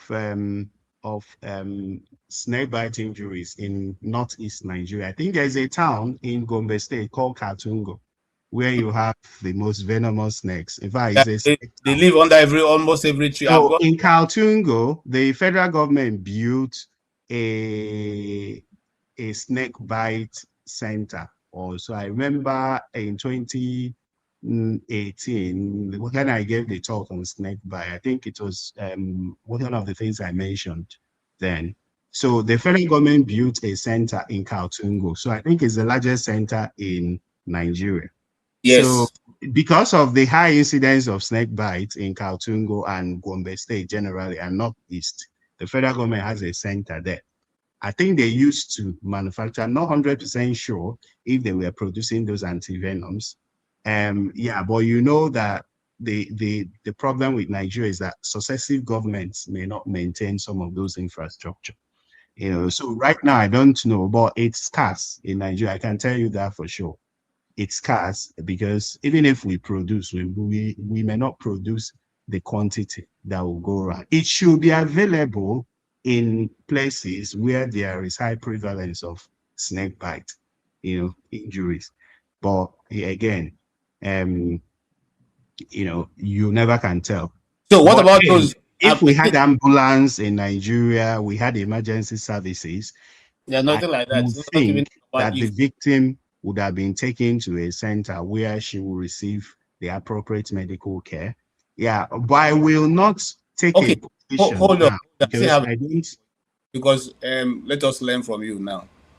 Some people say that if such a thing happened to anybody, they should kill the snake. If they can kill the snake, they should take blood from the snake and put on the spot where it was beaten, and it will go. Is that true? Yeah, well, there's no evidence In that a situation that where they was. say they should kill the snake, cook it, and make pepper soup and give the person to drink, it will kill the venom. Is that true? Yeah, again, there is no evidence that it works. All right, we just need to know these things so that people don't go about thinking these things work. These are Mm. the days of ignorance. So God Yeah, was well, ignoring us. essentially, in places where there is a system already, to identify what kind of snake it is. So if it's a country that is advanced or a society that is advanced, you already know what kind of snake it is. And then if it's not a venomous snake, you may not bother with giving anti-snake venom. You may just treat the symptoms, then etc. and observe the person for a few hours. But if you know, okay, that this is a type of snake, you must need to swing into action immediately. So I think, for example, in the UK here, there's no rabies in the UK. So if someone comes in with a dog bite, you don't even bother with rabies. Anti-rabies vaccine, you don't bother because there's no rabies in the UK. Okay, so question again for you. How long does it take for fertility to happen when there's a snake bite? Yeah, it depends on the species of snake. It depends on the species. There are some snakes that may take a few hours. There are some, within an hour, the person has gone to yonder. Okay. All right. Thank you so much. Is there any other thing you want to say before move? So I just want to comment on the issue that we are discussing, the political issue. The reason why I mentioned this one is because people will be Listen, I know that so many people will not agree with what I said because we live in a society in Nigeria. We are still steeped in a lot of ignorance, and people are just reluctant to, gain knowledge. People are reluctant to read. These are things that you can actually easily read, and people don't want to read. There is anti-intellectualism, and people don't even want to be educated. If you're saying the things that they should do, they don't want. But I know that there are some people who would want to. And don't take my word for it. You can do more research No, and again. we come here to learn. So just like we have asked you now, you have given us a good understanding. So we even know that once there's a snake bite, you have very few hours to, you cannot say, especially determine based on, I think this one they say it's a cobra. I don't know how a cobra got into her house. Yeah, And very, very, very interesting times we are living in because because cobras don't even live around that area in Abuja. I mean, I've not heard of any cobra around there. But it's, how a it's, cobra it got, speaks volumes about the housing situation in Nigeria. It's possible for her to be bitten by a very dangerous snake, given the fact that we have huge housing deficit. The standard of living is very low. Even people that claim to have high standard, the celebrities, it takes just one incident. It takes just one incident. The celebrities are just one incident away from the poor people. Just one incident. A saying that people used to do then. I think back then in Abuja, they used to say that a doctor is one salary above poverty level. That was back then, like more than 10 years ago. Now I think it's two salaries below poverty, many salaries below poverty level. So the so-called celebrities, the people that are enjoying, even the people that will not speak up because they want to grow their platform, they want to stand a chance of being hired by so and so. They are just one incident away from being that ordinary Nigerian that is at the mercy of whatever Nigeria, presents with. thank you so much. Mm. Still, we're really informed. Thank you for that enlightenment. I'm Um, not I'm not informed of anything he said. He's very slow of what he's explaining. It's not deep in what he's saying, but I like him as a young man talking about he's nothing well informed. okay, thank you so much, also, Janaba. It's good. So back to the political issue, because I think John Abbas had some takes and opinions which I fundamentally disagree with. I usually do not agree with some of his opinions. He mentioned Tinubu. He tried to give Tinubu a God status to dress him in borrowed robes, and even Prof. Because sometimes they used to say in Christendom that a leader's sin is a leading sin. Because Professor Odinkalu is someone of high status, well celebrated, learned, respected. Sometimes when they take some of these positions, people may misread their intentions and tend to be led astray.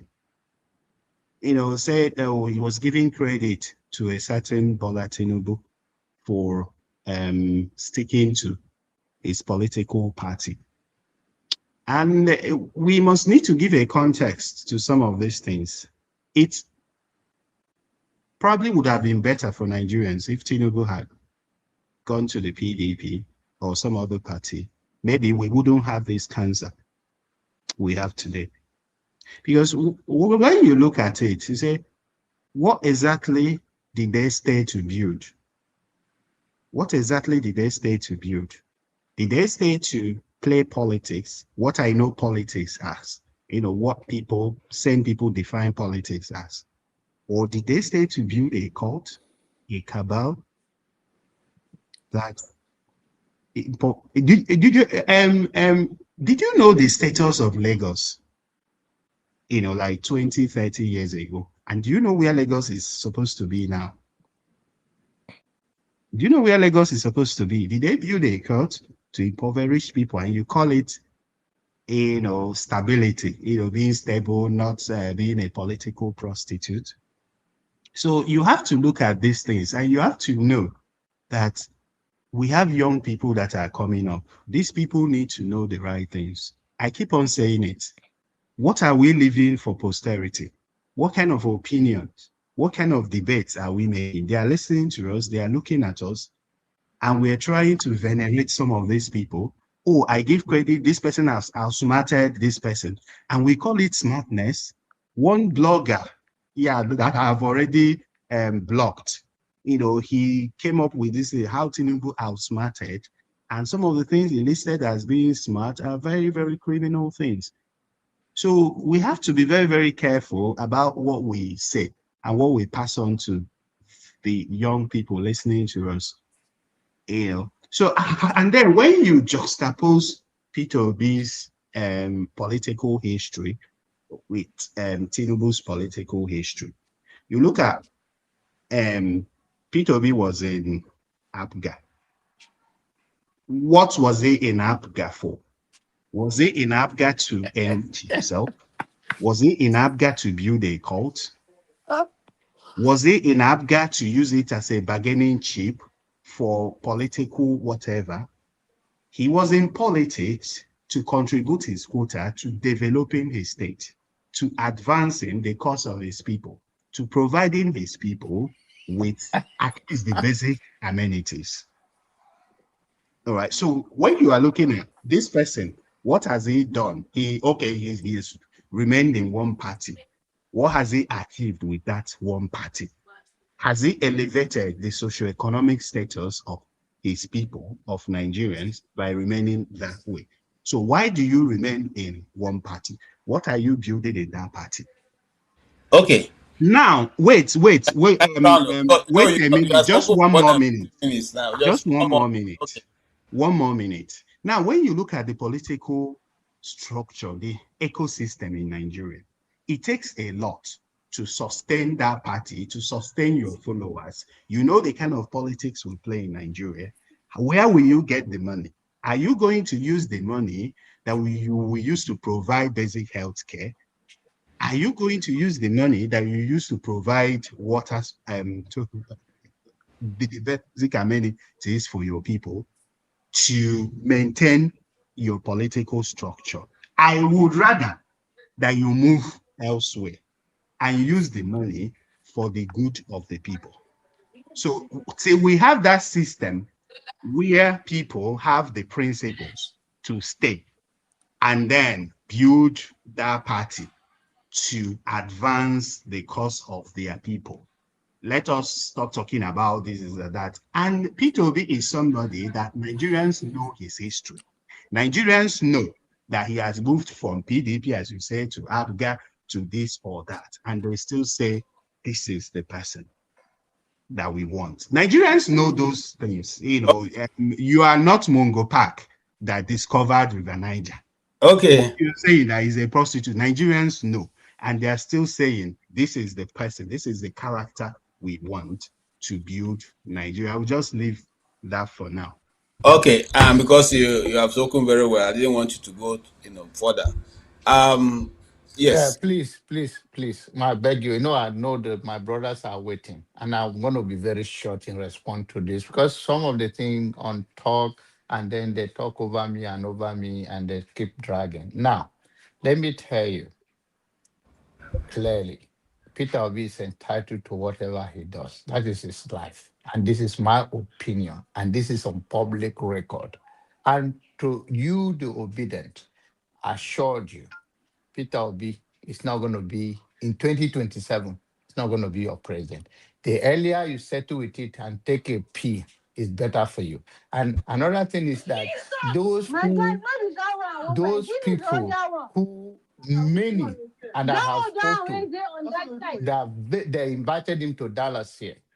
Most of them that I told them that, oh, it's not going to stay in LP and all of that. They bet with me. I went to one of them, I don't want to mention their name, they are from political family here. I went to the place for some reasons, and he said, "You said so." Say, forget we come here and chat here and there. Another thing is that you can be obedient till you die. That is your own. You make a choice. But then the issue is that he's not offering you anything different. I would prefer Tinubu to die in the office than Peter Obi, because he is a party prostitute, is desperate. Desperate does not going to help us. And by the way, to say about my people that I don't speak for Benue people, I don't have to come here and speak. I'm not hypocrite. If I know what to do behind the scene, I do it. Speaking here, telling you what is going on there will not help the people of Benue. Benue people will fight. They have been there before, and they will still overcome this. And it's not a public thing. You are not rejoicing with them, or you are not happy. I don't think you are happy with the situation with them. But whatever the situation it is, we will overcome it. It's not a public opinion I have to speak. If I speak about it here, what does that one mean? I condemn it, but then what does that one? If I condemn it, then that solves the problem. So Benue people are resilient people that will overcome their issues. Thank you. Thank you so much. You were not here yesterday. There was a Benue man. We looked for you. We didn't see you. He's one of those who have been fighting the bull, has taken the bull by the horn. People look for you. I said, my brother Jonaba is not here, but I will represent him all the same. And I was able to ask the question that you would have asked. It's just that it would have been better if you were here, because everybody in the comment section was saying, where is Jonaba? We want him to be here.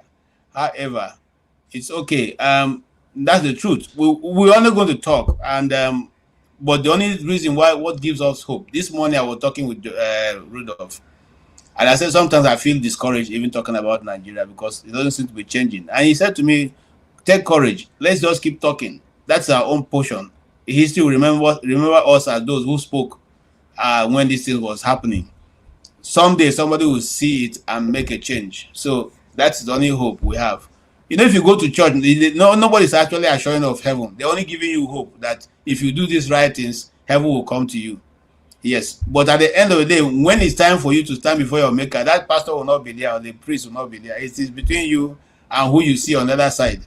That's what we are doing on this program. Just in case Oti doesn't understand that, I'm saying it again. We come, we give hope. That's the only thing the church said. The church doesn't sell money. The church doesn't even sell you long life. It just gives you hope that tomorrow will be better than today. That's all. That's what we are doing.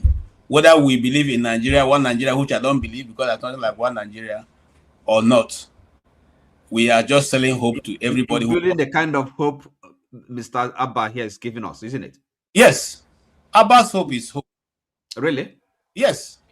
Yes. Then we're all lost. No, we can't be lost. You see, God in his infinite wisdom made all of us to think in a different form. We all can't think the same. If we all were thinking the same, the world would have been full of mad people. So all of us have different way of approaching issues. And then we have been taking advice from a mad person like Oti too, just like Peter Obi said, he learned from a madman on the street. Okay. How was that? Let's move on. Tony, please go ahead. Sorry. Go ahead, Tony. Yeah, I think we wasted quite a lot of time. Make your choice of any of the topics that you can speak on it. First of all, we have a doctor, I guess, Dr. Adama, if we're trying to get some enlightenment, some education on how to manage snakebite. I think Dr. Adama is here, and she probably will be in a better position to. I can't see Dr. Adama on this thing. She's not on the panel. Well, she used to be on the background. I don't know, but I'm just saying that you have someone in house, who can do a great job for us. But quickly, let me just make some corrections. P2B has been in ABGA, PDP, LP, and now ADC. 4 parties. Ashiwaju has been in SDP, AD, AC, ACN, APC. So if P2B, who has been in 4 parties, is a political prostitute, what would you say about someone who has been even in more parties? The same thing with Atiku.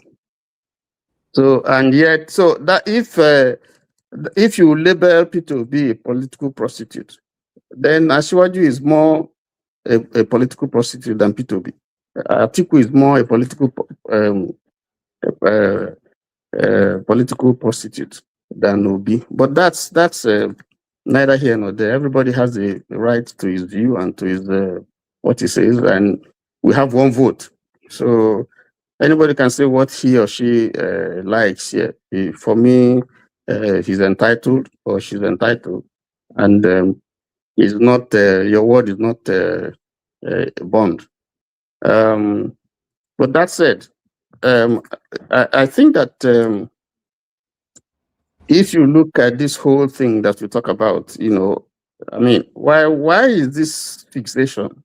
Why is there always P2B in the news when he came third, and you don't talk about the person who came second?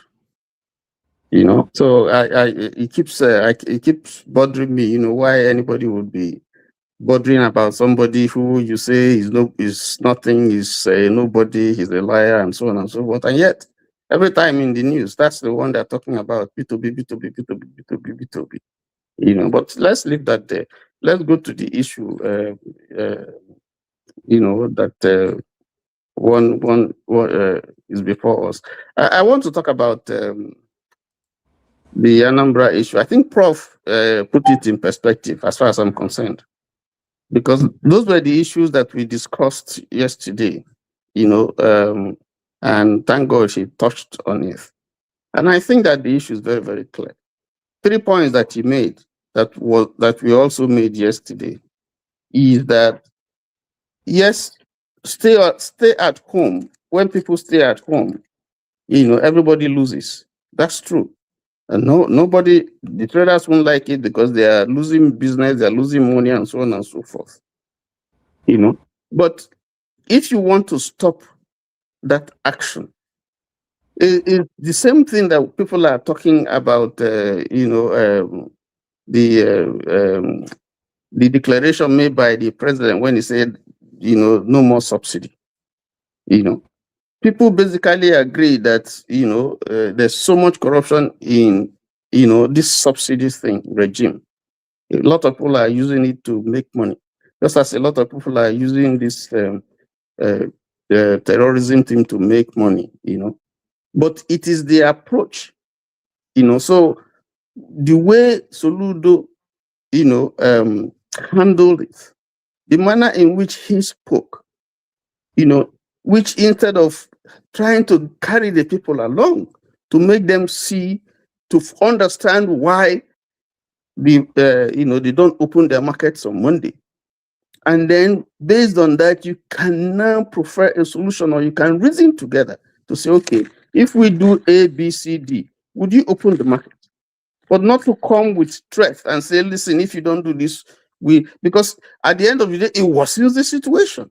Now you can threaten if that's why, if he was asking, I was listening, if he was saying, why didn't he do this thing before the election? If he feels that he's doing the right thing. So I think and that's the problem that we always face, even with our leaders, not just leaders, everywhere. That in trying to diagnose or find a solution to a problem, we don't sit down to understand what the problem is, so that we can properly, prefer solutions that we have that will be long lasting. Okay, so I think that's the place. Is not nobody. I'm not sure anybody is saying that staying at home is good, But I think that you have to find out, why are these people staying at home? What are the issues? What are the problems? And then if you understand their problems and their reasons, then you are better placed to address it, so you can get the result that you want. But when you now begin to threaten people, now you cross the line, because you have the powers. That you have the power doesn't mean that you have to use it. And if you are using it, you have to use it in reasonably, and to create solve a solution, because he's not sure that this thing he has done will solve the solution. He's not sure about that. He's not sure. Even if the people begin to open their shops, you don't know what is going to result from it. 3 days ago, they killed people in Ebonyi, beheaded some people's head in Ebonyi State. So we still have a problem of insecurity. And the thing is that the reason why the banks close is that they fear that if they open, some crazy guys could come there and begin to shoot and begin to kill people or begin to rob. There's that fear. So you dispel the fear. So the fact that this thing has continued for this long is an indication that the government has failed. Because that's the responsibility of government. The government failed. And so if he wants to address the inadequacies in them, they didn't create it. I wouldn't say they created it. But if you want to address a problem in a way that you have a lasting solution, in a way that people can buy into it, you have to try and carry them along. And that's the problem that we have generally in the country. Because you take decisions that are not properly thought through, and that you have not done some experimentation. You can say, okay, it's happened here, it's happened there, it's happened there. This is the history, so we can build on this. You haven't tested them. Okay, so I think for me. I think that the professor hit the right notes when he said, yes, Soludo is well intentioned in trying to stop this because nobody is gaining, but the way you do it is the problem. So that's one thing that I see in what the professor said that I buy into. Then what other issues? There are so many other issues that he talked about that I can't remember now, but I just wanted to speak on that one. Thank you. Okay, thank you so much. Yes, Bro Chris, please comment make your comment or comment your opinion. Okay. Good evening, everyone, once again. Actually, those of us who have been advocating that Nigeria, that Africa will only grow when they go back to their cultural heritage.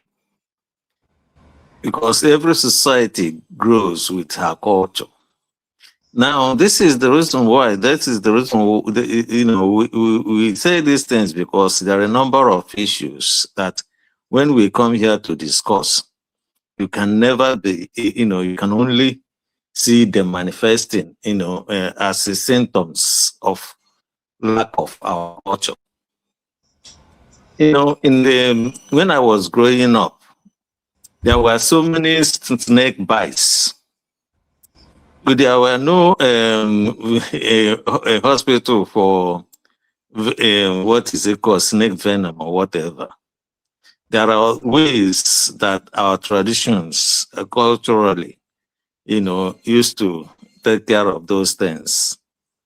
But we have abandoned those things, and now we are depending on the Western system of medication.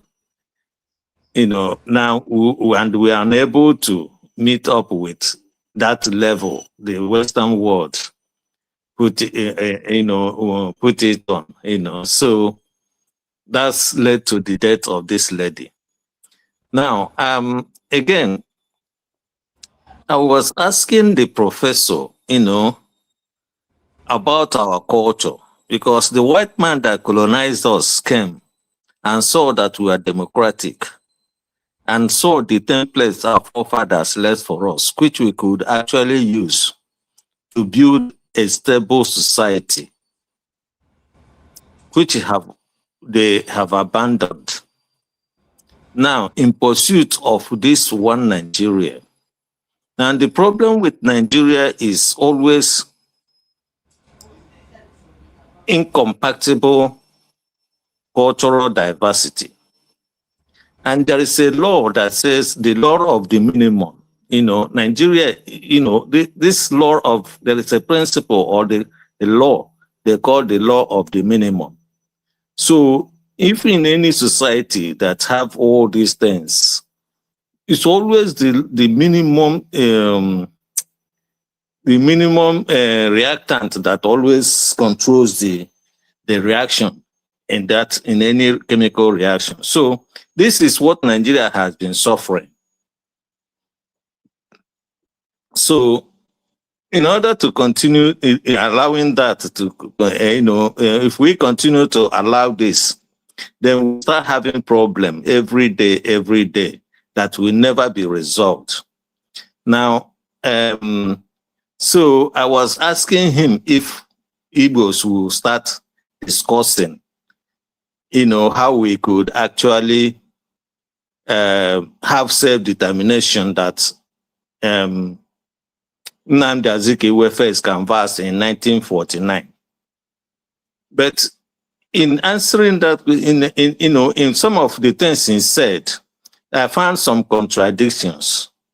One is that he is saying that, the problem we have in Igbo land is the problem of leadership.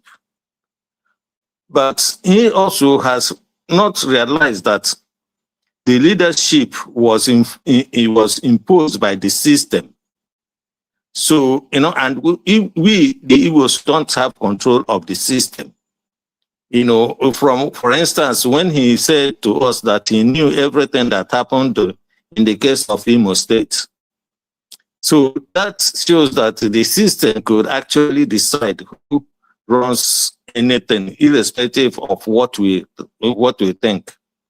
And any attempt by the people to hold account their leaders will always be resisted by the system.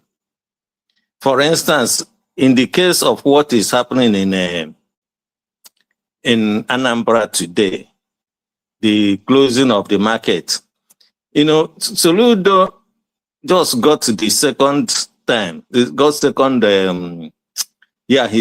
term tenure. So he's now looking at himself as the next Igbo president, that next Igbo president of Nigerian president of Igbo extraction. But what he failed to realize is that Wanza Wawanku or Dekogefekare, and that has been the problem of the Igbo elite. To me, this sit at home has a history, which most of us know very well. I personally know it very well. What Soludo did, it's unnecessary. But the reason why he's doing it is just to show those in at the corridors of power that he's a very strong Igbo leader. He's trying to become a strong Igbo leader. But he didn't realize that the Igbos don't choose leaders in that way. That's not the way the Igbos choose leaders. The Igbos choose their leaders based on the trust, on the reliability of that person. So Nnamdi Kanu, for instance, he didn't present himself as a leader. It's people that put him up because they found him the kind of human being they want as the head of their affairs. So, but in Nigeria, but one thing I know about, or what I took about from what he said is that he says those things. He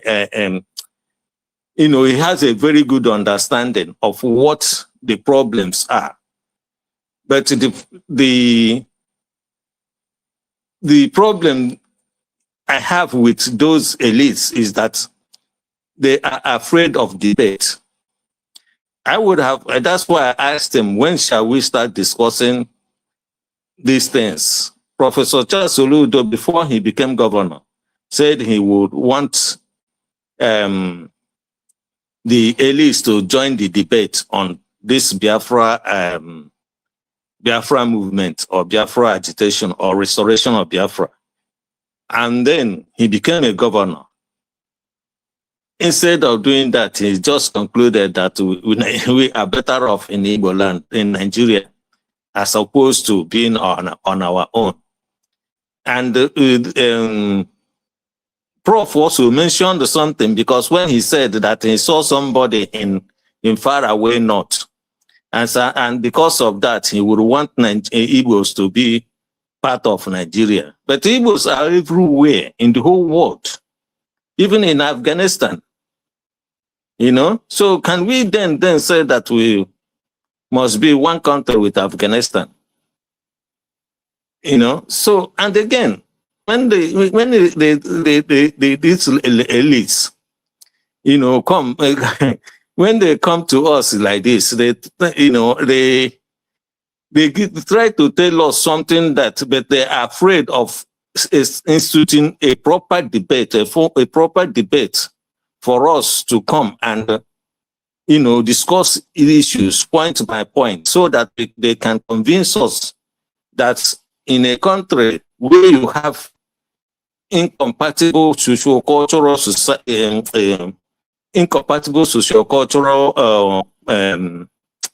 problem, that the way to solve it is to try to match all of them together.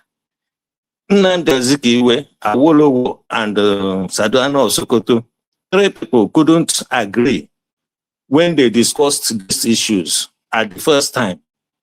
Now today, if you ask a Northerner, he will say every Northerner, 99% is Ahmadu Bello. Every Yoruba man, or 98% of Yoruba man is Awolowo. So the only problem you have now is that the Igbos now are no longer interested in the Azikiwe's vision of building Nigeria. And that is why Nigeria is rocking. So we must tell ourselves the truth, you know, most of the time. I want to say something on the issue of P2B, you know, jumping from party to party. If there is a system, then there would have no need for P2B to be jumping from one party to party. But he's trying, I guess what he's trying to do is to go into the into government to create a system. Okay, so that is why he wants to go into government. As for whether he will get it or not, it's not irrelevant to me, because actually I would rather not him have it, because that will be kicking the can down the line. But if he does, then probably he will get, you know, he will kick Nigeria down the line. But Nigeria, whether anybody wants this or not, will never survive. Never. From what? From the trajectory. Is this a country, if you go back, you say 2005 or 2004 was better than 2005. And this 2025 or 2005 was better than 2006. So there's always the trajectory of Nigeria is going down the drain, you know, going down disintegration. The only 2 things I keep saying there are 3 things that are holding Nigeria together. 1, the hydrocarbon in the eastern axis. 2, the international,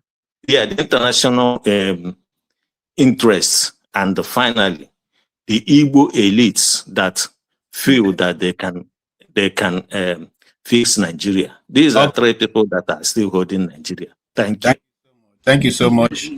Ify.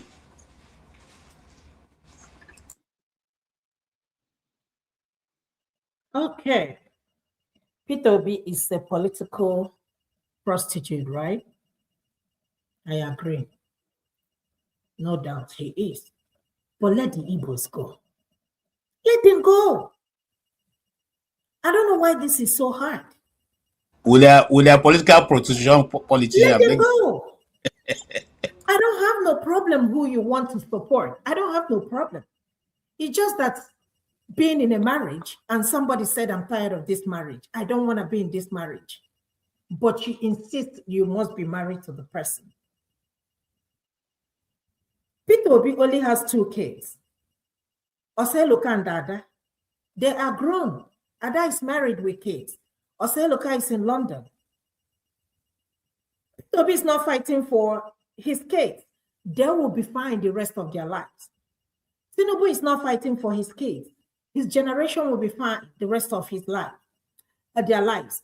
Likewise, Muike, all these politicians, trust me, none of them is less than, I mean, maybe Yaya Bello, maybe or Dodo might be the youngest. These people are set for life. But we are here, and this is the problem we have in this country called Nigeria: tribe and religion. The same thing we keep. Somebody was here, Kulata. P2B will never be president. Fine, P2B will never be president. What happens to Nigeria?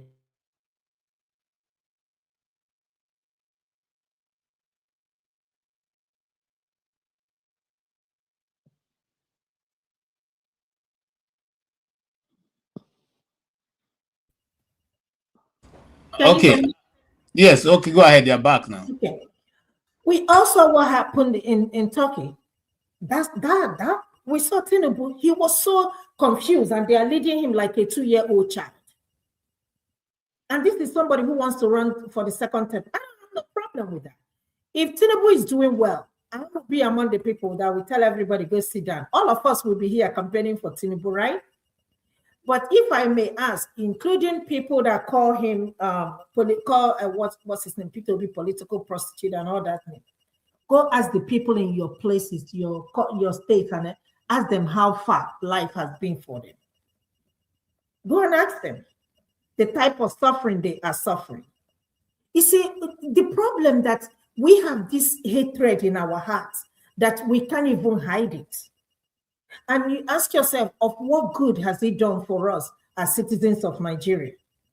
And that's why I keep saying, let my people go, so that you can have your country called Nigeria. Because at this point, we don't have it. God punish whoever that amalgamated the northern and southern. God punish the person. May God punish the person if there is anything like that. Let them go. Let them have their own country. But you can't tell me that you'll be here and say this person will never be president. We have seen the people that have been president. How far? This is why we are in the mess where we are today. Look at what Wike is doing in Rivers. All of us are here clapping for him. Agreement is an agreement. But we all live in diaspora. If P2B cannot move back to Nigeria, go and fix it. All of us here are young. Let's go move back to Nigeria. I've never seen hatred. I mean, you can just tell it.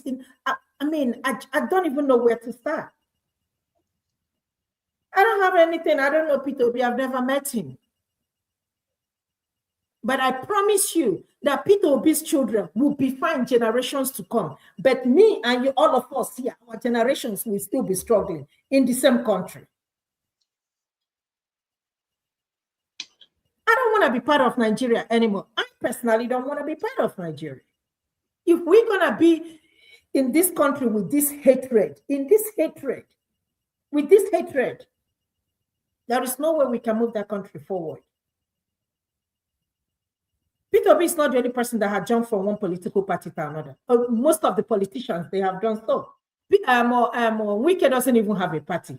He will tell you he's in PDP. We all saw the buses he rolled out for Tinubu 2027. But he's not in PDP. He's not in APC. So where is he? Most of the politicians, it's hard to find somebody who has been in one party in Nigeria. I don't know why everybody is talking about P2B. P2B did not win the election. All of you agreed. But why are you guys always, nobody, P2B is the most talked about politician in the history of Nigeria. Nobody talks about Tinubu. It's everything P2B. So if he did not win the election, why are people still talking about him? If you did not steal the election from him, why are you people still talking about? Why is he relevant? Make him irrelevant, period. If you don't like him, make him irrelevant. You people refuse to make him irrelevant. Every day you people come here and you talk about P2B, the hatred you have for him. Nigerian media, P2B. Sometimes I don't even remember that Atiku is even still alive, to be honest with you. So why are you calling him? If he's not relevant, there is something special about him that people cannot stop calling him. So whether P2B wins 2027 or not, whether he becomes a flag bearer or not, it is not my problem. My problem is let my people go. You don't like them, let them go. Give than the Biafra they've been fighting for. And see if Nigeria will not sink. I'm sorry to say this because that's what is going to happen. And I beat my chest with it, not because I'm an Igbo girl. No. Let the Igbos go and see if there will be Nigeria will ever exist again. You people want one Nigeria, but your heart are so evil, wicked. I don't want to be in the same country with people like this. I don't. Period. Sorry, how do we get there? How do we get to let my people go? Let my people go. That's what I'm saying. How do we get there? That's the question. Their president, the so-called president of Nigeria now, he is the one in power, right? He has to make that decision. But unfortunately, my Igbo elites, my Igbo politicians, they are slaves. But it's up to the masses, Oti, it's up to the masses to rise up. And that was the reason why I asked Professor Chidi Odinkalu, what are we going to do about disintegration, regionalization, and revolution? That is the only way to liberate that country. But the way we are going now, we're going to get it either by fire or by coup. Yeah, if you don't mind, you just taking me to what I wanted to ask earlier for people like OT and people like Janaba, but fortunately has gone. In concluding the state visit to Turkey, the Turkey president was making a speech and referred to Nigeria as the Islamic Republic of Nigeria, while outlining the agreement that was agreed. Now, the agreement we don't have privy to it, but even in the address, that is in the communique issued, referring to Nigeria as the Islamic Republic of Nigeria, and the president of Nigeria sitting there didn't say anything about it. What do you see? I think the division is going to come quickly and faster than we all think about, because are we as Christians going to keep quiet and accept to be rolled into an Islamic state without even our consent, or are we going to do the same thing that our forefathers did? They amalgamated the nation together and nobody was asked any question. What do you say, or what do you think is about to roll out again in our own faces, our own very faces? Okay. No, by the way, not you. I want if you to conclude, then you come. We will do John Bosco before we come to you. Bob Chisco. No, I wanted to ask you from a question, and even Chris, from what they were said, I mean, just before I forget what I wanted to ask them. Yeah, go ahead. Okay, please make it short. Please, let just be a question. Not a sentence. Look, you see, I like to ask people questions and interrogate issues. It's another point so that we have understanding. Okay, there's no point just talking without understanding. Now, if Omar asked, there's a question he asked Prof. I think to the fact that maybe I'm not sure. Maybe if Obi wins the election in 2027, or what's gonna happen, or maybe. But I think so my answer to her is this. So don't you suppose, because you talk about letting my people go, you see, we have to get there somehow. It's not by magic, it's not by wishful thinking.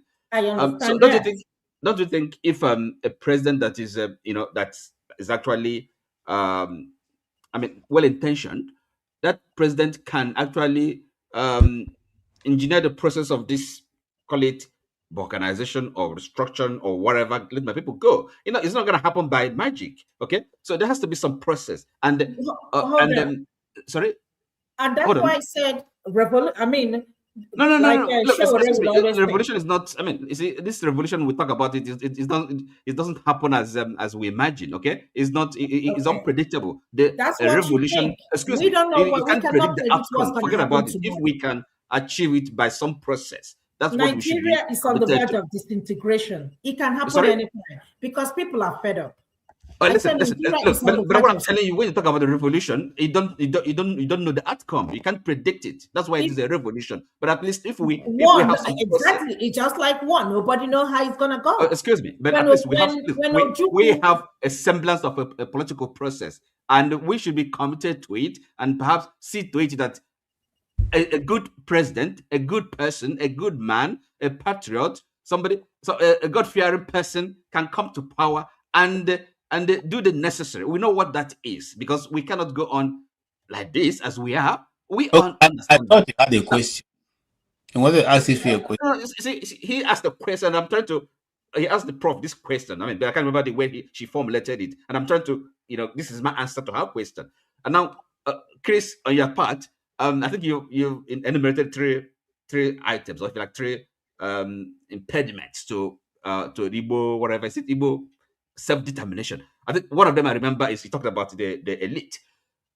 So let me ask you: don't you think the people you call the Igbo leaders or Igbo elite, they may know something that perhaps non-elites, you and I, are not privy to? So we can give them benefit of a doubt that perhaps they know what they're talking about, and should a bit listen more and understand and interrogate them. Don't you think so? Okay,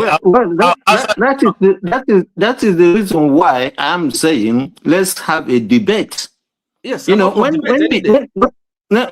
that's why I'm asking them to have a debate. You remember when Soludo was presenting Ofodile's book, he said he would like the debate to start. Yes, he was the one who said it. Yes, unfortunately, he had become governor for 4 years and more.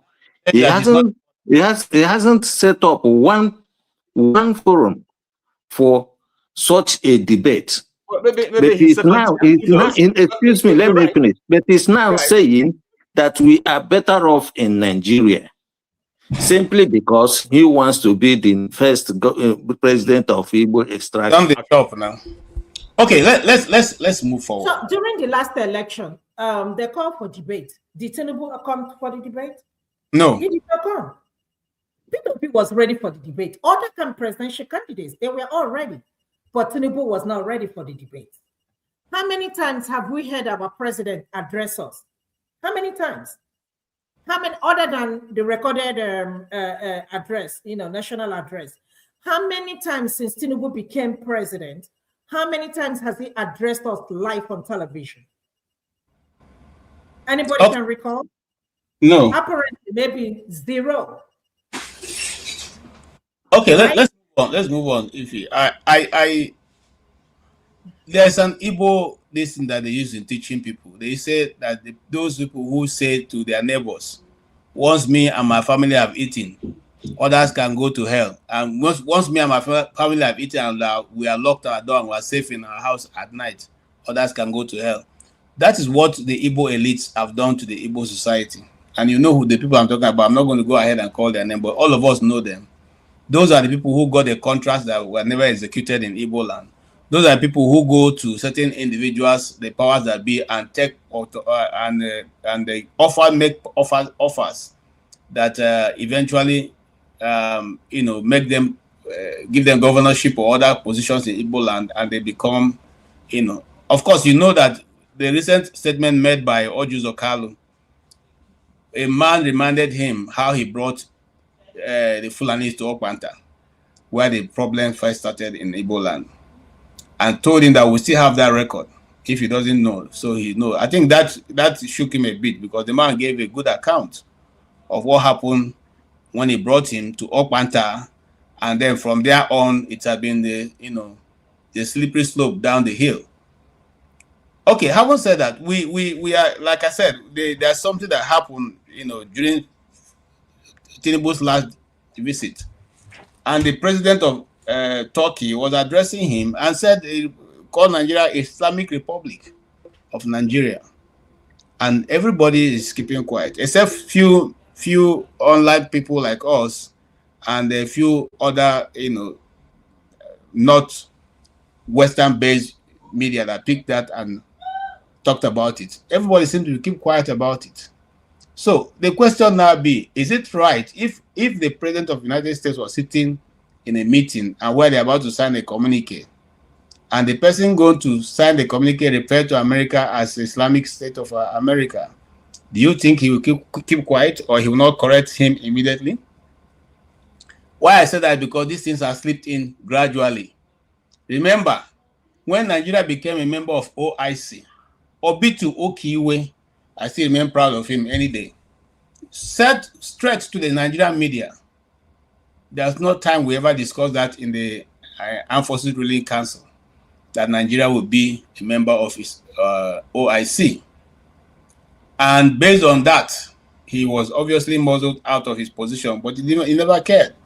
So what I'm trying to say is now that, is it not time for us to begin to bring these things to the fore so that we can discuss it openly and know exactly whether certain people have again taken us to become Islamic states, or do we keep quiet and be again rolled into another thing we don't know about? Yeah, and Bob Chisco, Bob Chisco, you are here, and so let's start from you. I don't know why you came in, but this is where we are now. You can make reference to other topics and then go ahead and talk about this. All right. You have 5 minutes, sir. Okay, can you hear me? Loud and clear.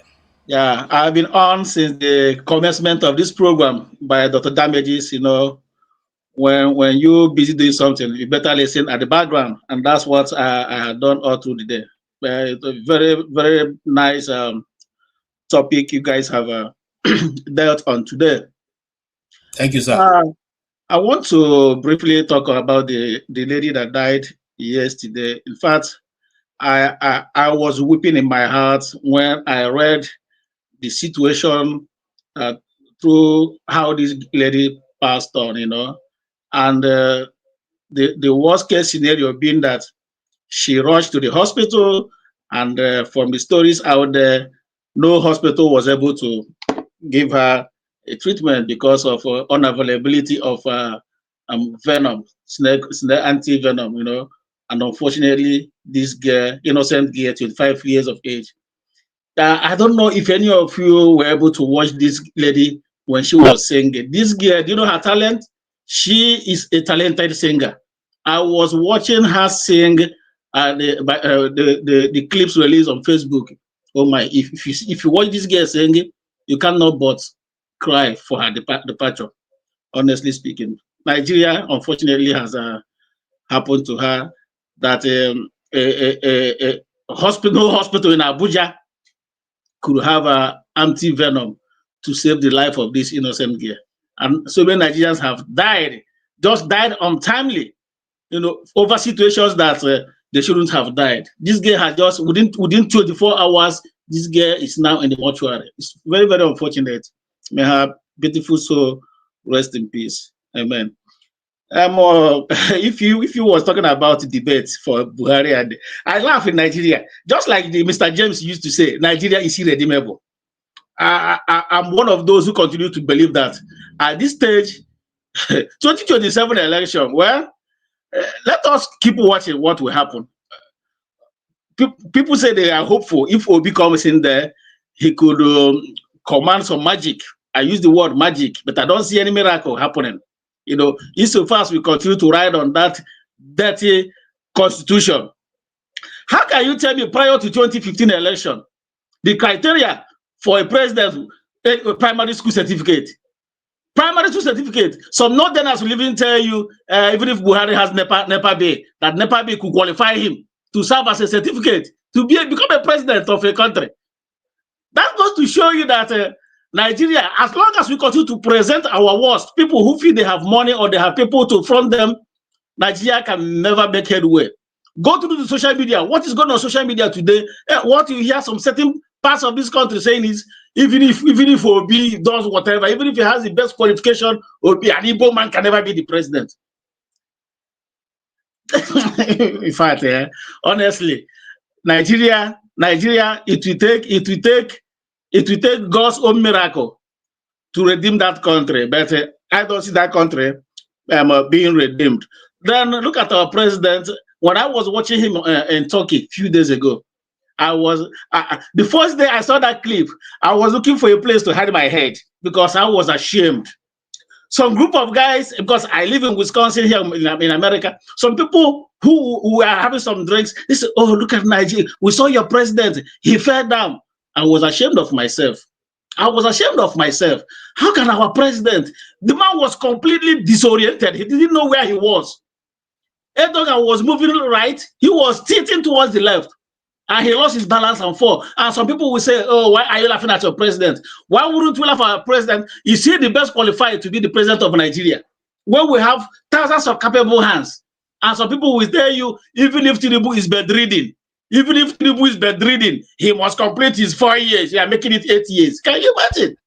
Can you imagine?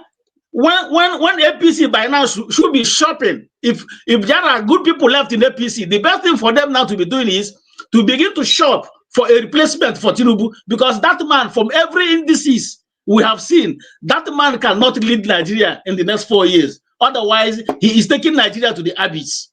He's taking that country to the abyss. You know, so let us keep watching. Let us keep watching. Any miracle that happens that to salvage that contraption, we wait to see. Yeah. Thank you, my brother. Let me just leave it for now. Yeah. Thank you so much. We are over 130 people right now. Please, can you just press like? Just press like. We're not saying give us more. Just like it so that others can be invited. And we also want to grow our numbers. So if you're not subscribed before, please subscribe. That's the only way we can keep the channel running open. Go right away and like it now, so that those numbers can go up. Two things that it does: it allows them to post this to many more people, and then so that they can also join. Okay. Okay. Thank you so much. Every other person, please, you have not if you are whether you're on the guy who said that my tie is like a Fulani cutlass. Please go and like it.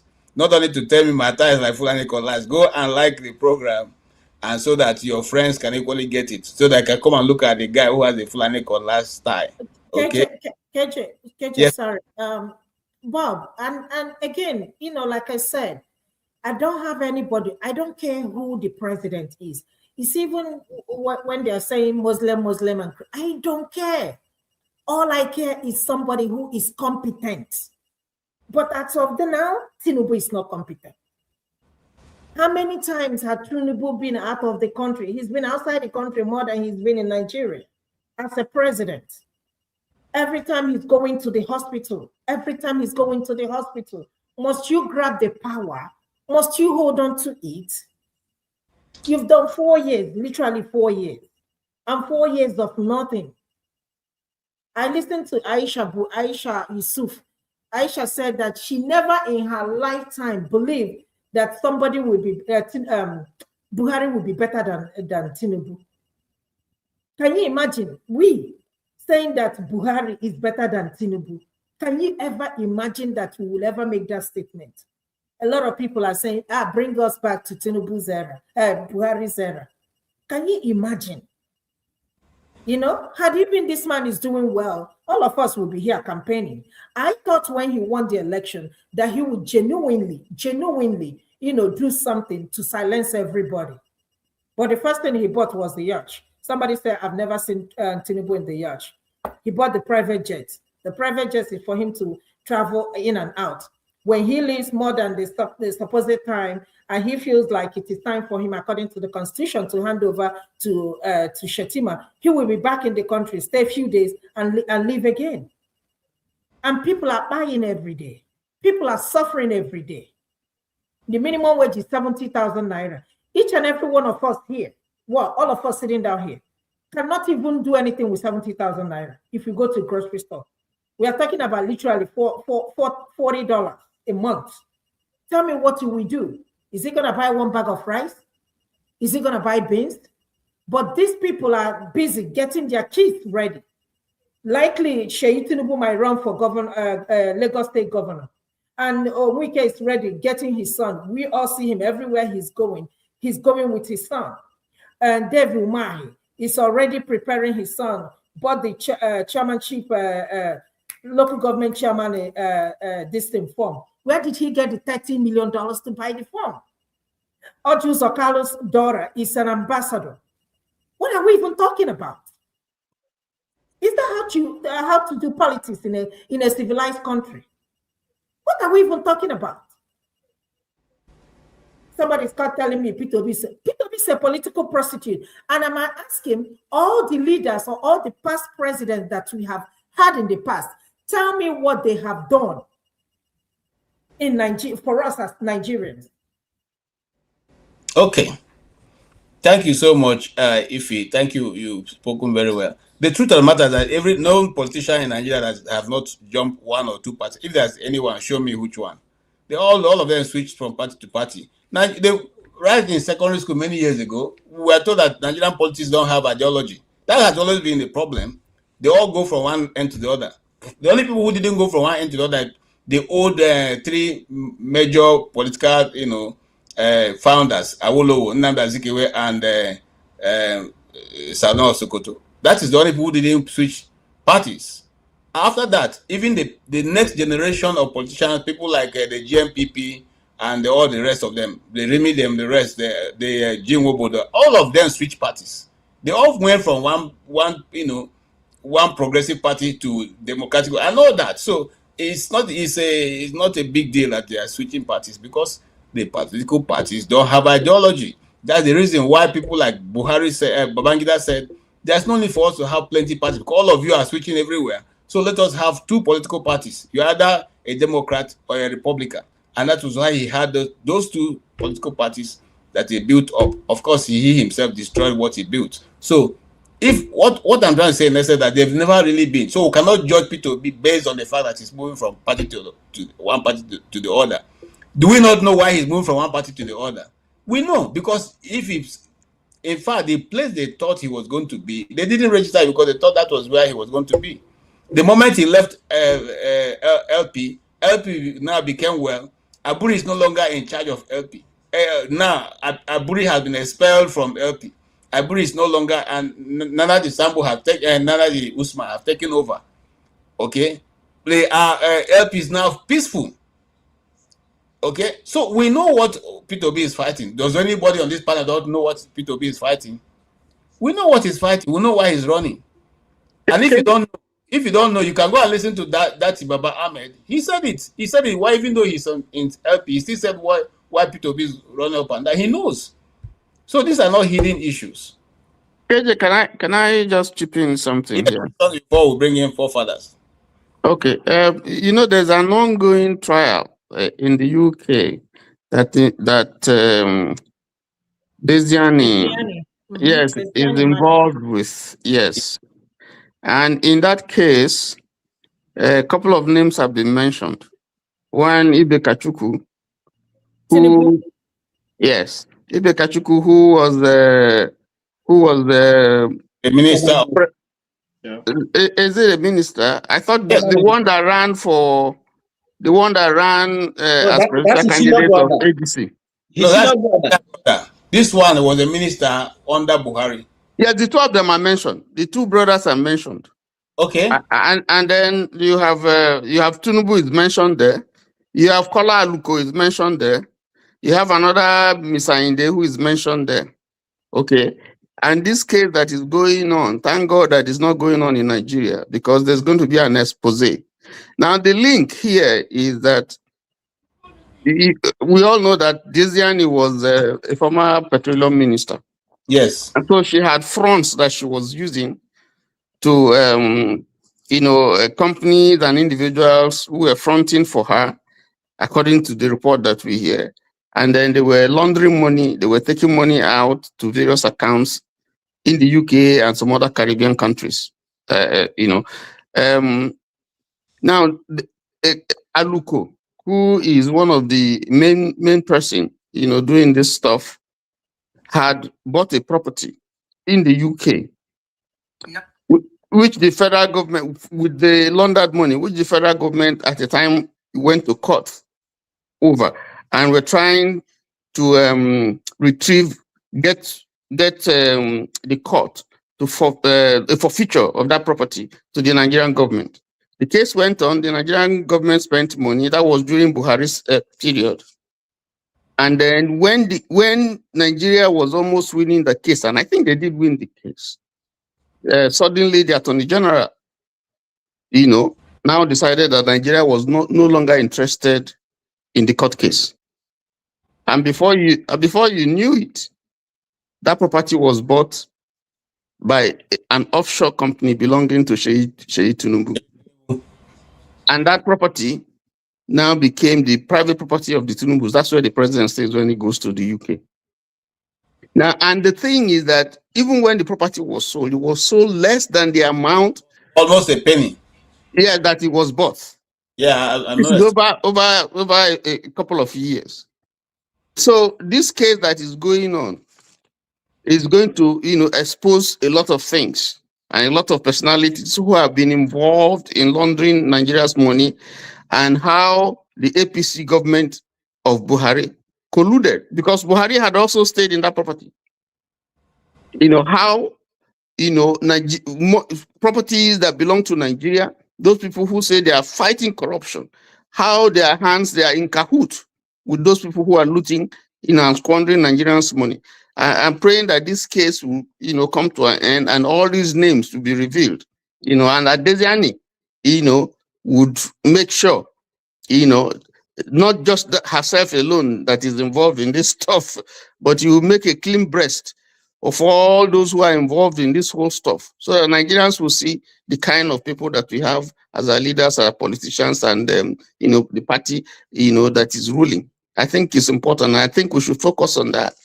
Focus on this case that is going on, because if it's Nigeria, forget about it. It will just end up like the Buri case in Nigeria. But when it got to the UK, justice was dispensed. So that's what I'm hoping, that this is another big scandal of how our monies have been used, and how the federal government, at some point is in cahoots with those who are making Nigeria and the economy dry. Let me stop there.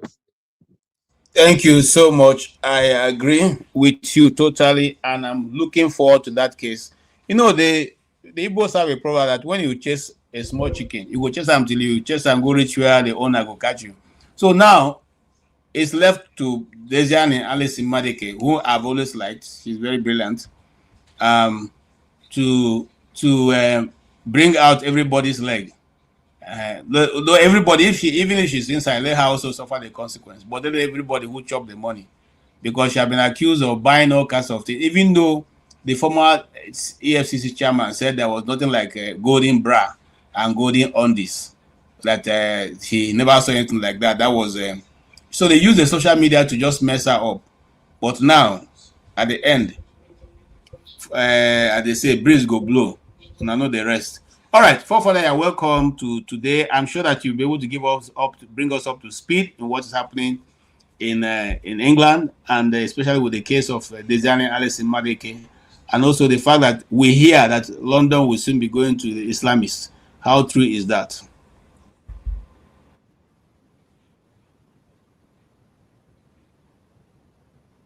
Okay, we can't hear you, Father. You are muted.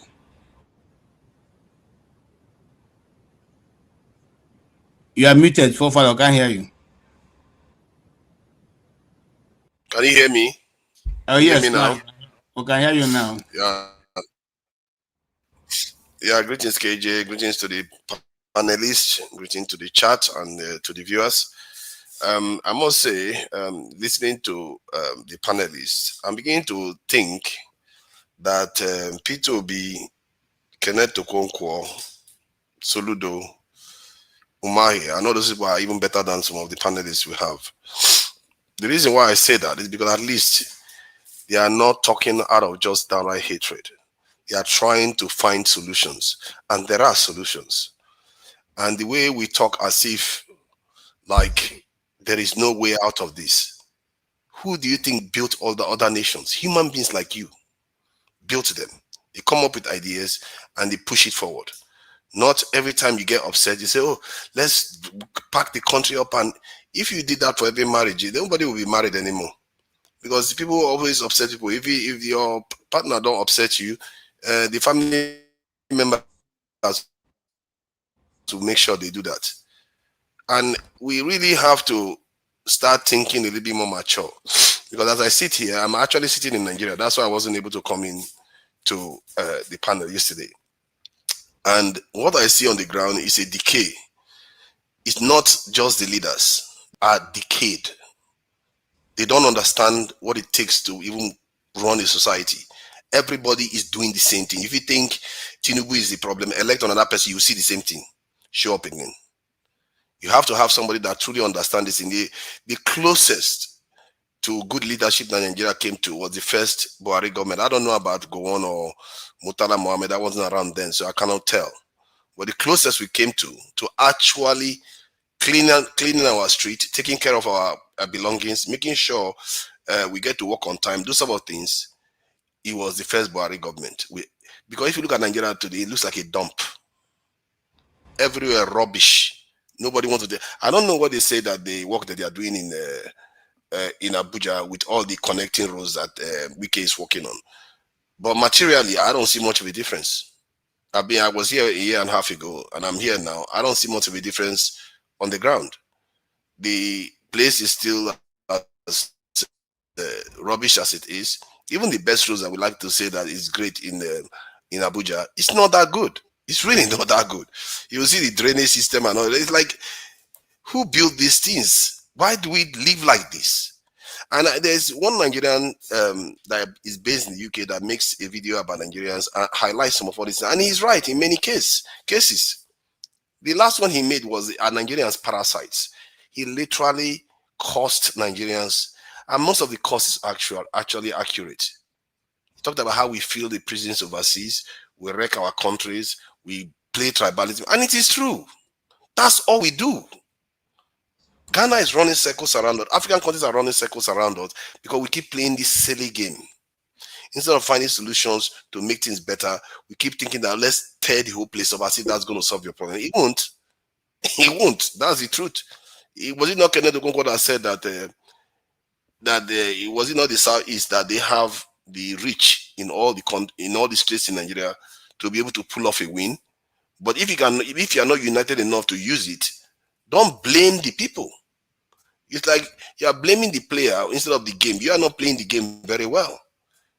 The game is right there for you to take. How many groups can actually say they have a spread as the Southeastern Zoo in Nigeria? None, zero.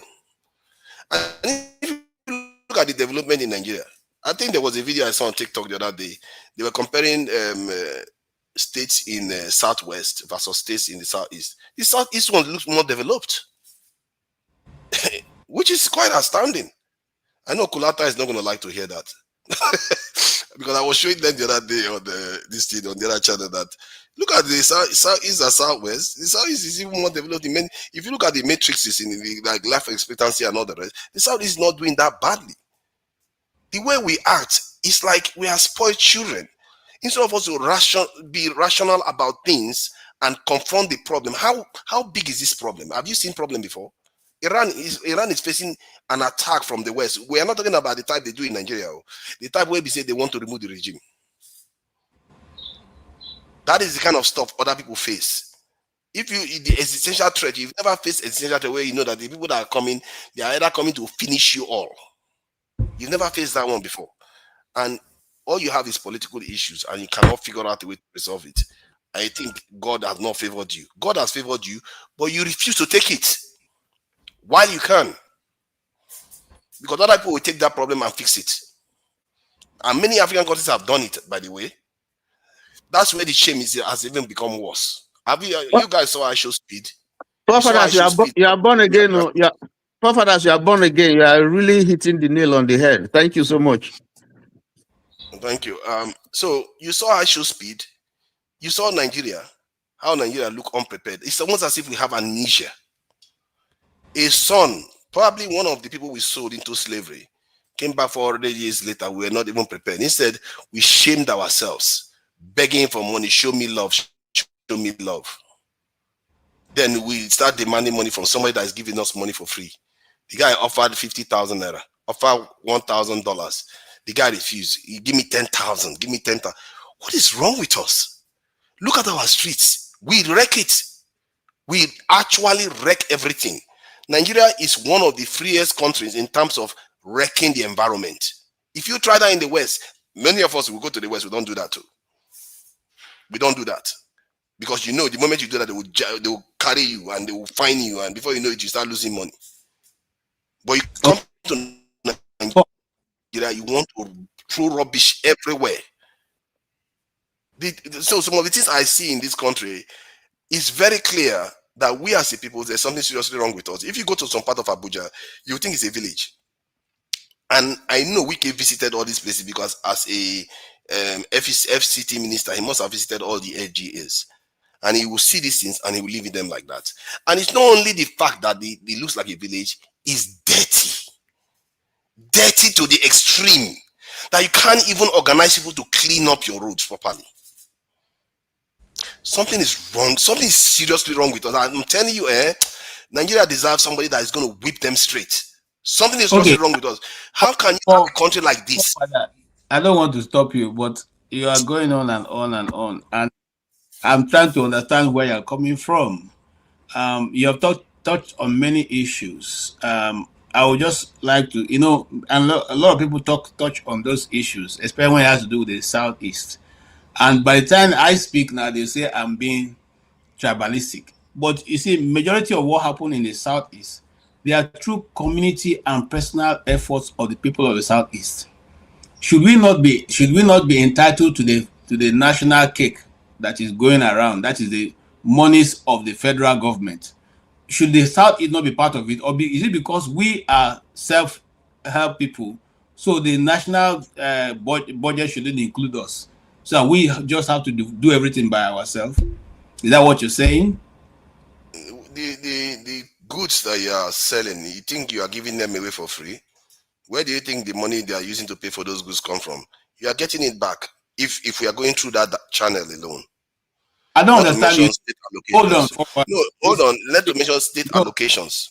No, you see, that's this thing when you just said now is what some people say that really it sets me up. The same way that the guy who developed the new tax system in Nigeria went to take South Africa as an example of the economy of South Africa and how much tax they pay, and vis-a-vis what Nigeria is paying. It is not the same thing.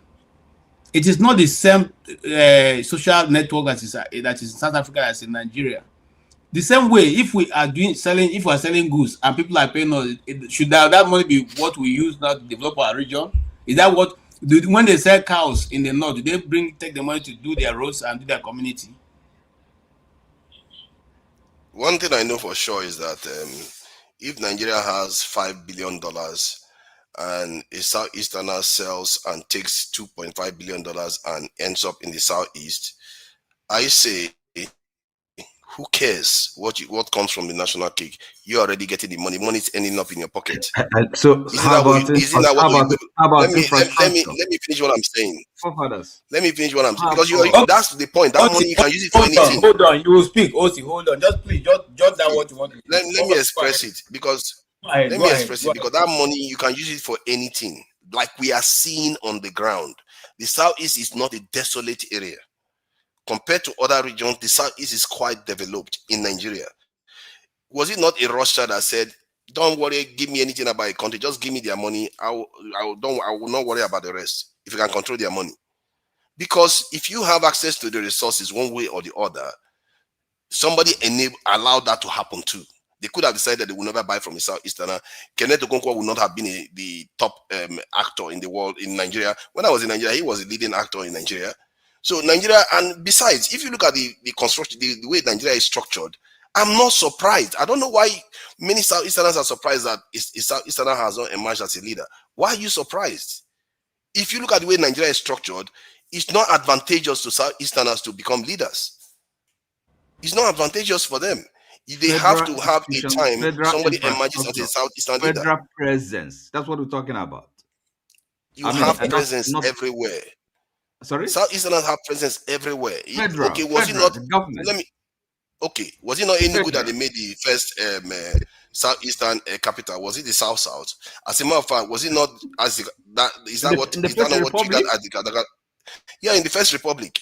So my point is that since after the war, power. You are worrying about things. You are worrying about. You see, this is why I said the leaders that you have on the ground now, they are ahead of you. You are worried about things that you shouldn't be worrying about. If you truly want to rule, Kenneth Okonkwo has already given you the solution. Can I ask you a question? I'm going to sleep now. Can I ask you a question? So now, okay, go ahead. Do you believe? Okay, you believe we have problems in Nigeria, right? major problems, right? Big ones. Like some people even believe that Nigeria is already a failed state. So how would you go about fixing it? What concretely? What shall we do? It's Don't very beat about the simple. bush. Yes. What shall we do? It's very simple. It's very simple. You Go have ahead. like-minded people, and you secure the country and make sure we stop losing money up to $50 billion every year due to insecurity. That's the first economic and security investment I will make. Secondly, you enforce law and order, build your prisons, and this thing incentivize the judiciary to do their job and actually discipline them. If they screw around, they should pay for it because the judiciary has to do their job. Can I In ask that you a country, question? they are not Hold doing on. their job. Okay. It's okay. It's okay. Don't go on. So this country has been ravaged by insecurity or terrorist or insurgency for how many years now? Okay. So can you tell us why the government, right, hasn't been able to solve that problem? It's insecurity you talked about. The first thing you mentioned, insecurity, and this country for over 10 years, over a decade, has been, dealing with, bedeviled by insurgency, insecurity. Okay, with all the resources, with its military and resources, it cannot deal with that. So how do you explain that? They are What not more can you doing do? it because they don't feel they have the permission from Okay. foreigners to do it. They say it all the time. Yeah, sorry. Sometimes I like to listen to you, but you don't sound to be. You don't appear to be serious. You ask me a question, I'm answering directly. Are we stupid? I mean, there are sorts of things you listen to. You just wonder what is going on. Come on. Let's look with everything that is going on, with all the commentary, with what people are expressing and feeling and happening in our presence, and then you're saying these things are just, oh God. The solution is staring at you right there. If you ask me for a solution, I just reeled out two, and you wouldn't let me go forward. If you want the solution, if you are ready to listen to the solution, fine. But if you are not ready, you can carry on complaining and let's do the gnashing of teeth till the kingdom come. Then other people will actually go ahead and transform the country or perish us one way or the other. Because there will be judgment eventually. You can't escape it. You hide, you dodge, judgment will come nonetheless. Okay, Fofana, can you go ahead and round up so that we can move on to? Gentlemen, I'm gonna go now. I think. All right, thank you so much, OT. We really enjoyed your contribution. Thank you so much. Have a good night. Okay, Fofana, round up. I'm just trying to describe what I see on the ground in Nigeria. So, what I see on the ground are people that are used to not following rules. Are used to leaving things all over the place. As a matter of fact, individually, I've seen it. Like question for you, Fofana. Question for you, because I like what you are bringing in. So, if the people are not following rules, is it their fault? Because you have a president that don't follow rules, government that don't follow rules. You have ministers that don't follow court judgments. You have government that don't follow court judgments. So if the people now are not following the rules, is it their fault, Forefather? Question is chicken and egg. Where does it start and where does it end? Because the people. That question. Let me finish now. Let me finish. No, hold on. Let me ask a question. Because people like to ask that question. If there's no chicken, there will be no egg. So if the chicken comes first, if the chicken that's very relative. Look at that. He's now judging the chicken and egg, which one comes first. You were not there. You don't know which one came first. You're just making it up. See, the point I'm saying is that when you elect leaders, you elect leaders based on your sensibilities and everything, and some of them they will give you bribe and you elect them like we do in Nigeria. Then those leaders go and repeat the same thing. They don't hold the people accountable at all. So the question is, where do you start? Personally, when I'm here, I don't like what I see. I actually take my own action, do my own bit. If people like me end up in the corridors of power, we know what we're going to do. And I really think that that's where we should be putting our mind, so that maybe you will get there, some other person will get there. If more and more people think like that, you are more likely to get there. As a matter of fact, you are going to change minds that are actually going to get, after all, Buhari existed, Idiagmo existed. They wanted to do something. There must have been people that believed in them. That's why they had the gall to go there and do what they did. But they didn't last a year and a half. They didn't last long enough. I remember in Port Harcourt, during that time, they were painting houses, planting flowers, cleaning the streets, sanitation. The places were clean. But we've completely lost that. Like, there is no, it's like Nigeria doesn't have leadership at all. They just keep building random infrastructures left and right. Even BGC, Asokoro area. If you go to Asokoro areas, you'll still see rubbish everywhere. It's like, why are we like this? We have to figure out a way to stop it, because when I look at it, it's from top to bottom. There is no difference. Everywhere you go, rubbish. And they are comfortable with it. They think it's normal behavior now. And I don't think that's how we used to live before. Something has changed in us, something has broken in us, and we don't even have memory of who we used to be anymore. We don't have anything, because all we keep doing is arguing about tribe, arguing about religion, arguing about things that don't truly matter, while our lives are busy being impoverished. Some people are doing better than others, but what I see on the ground, it really, really bothers me. If you look at even power supply, zero improvement from where I went from. Since I came to Abuja 8 years ago, it hasn't improved a single jot. And this in broadband hasn't improved a single jot. Now I'm trying to find a way to get proper broadband. I don't even know how this thing is working now. I really don't know. I couldn't get on yesterday at all. Zero. It's a throw of the die. Father, you just got back. No, I'm still there. What are you talking about? I'm still in Nigeria. You think You're in Nigeria with this your background? Oh, look at that. Look at that. Look at that. You think a computer don't work in Nigeria anymore? We are not that poor. Where background is not going to work anymore. It's image background. It's just image background. No. I didn't hear you. I didn't hear what you said. I was just responding to on the lighter note. Yeah. I really hope we start having a mentality to fix what we see on the ground. Because if you look at Nigeria, it's like a dump, and we don't build anything. We just seem like anyhow people, and I really feel sorry. If you look at our women, you look at their children, I really feel sorry for our people. It's like there is no true leadership to channel them. And grown men, this is why sometimes I get frustrated with some of you guys, and it looks like I'm not respecting or I'm being mean and all the rest. But like, how can you be talking about these things? You have seen your people suffering. They are living in dump all the time.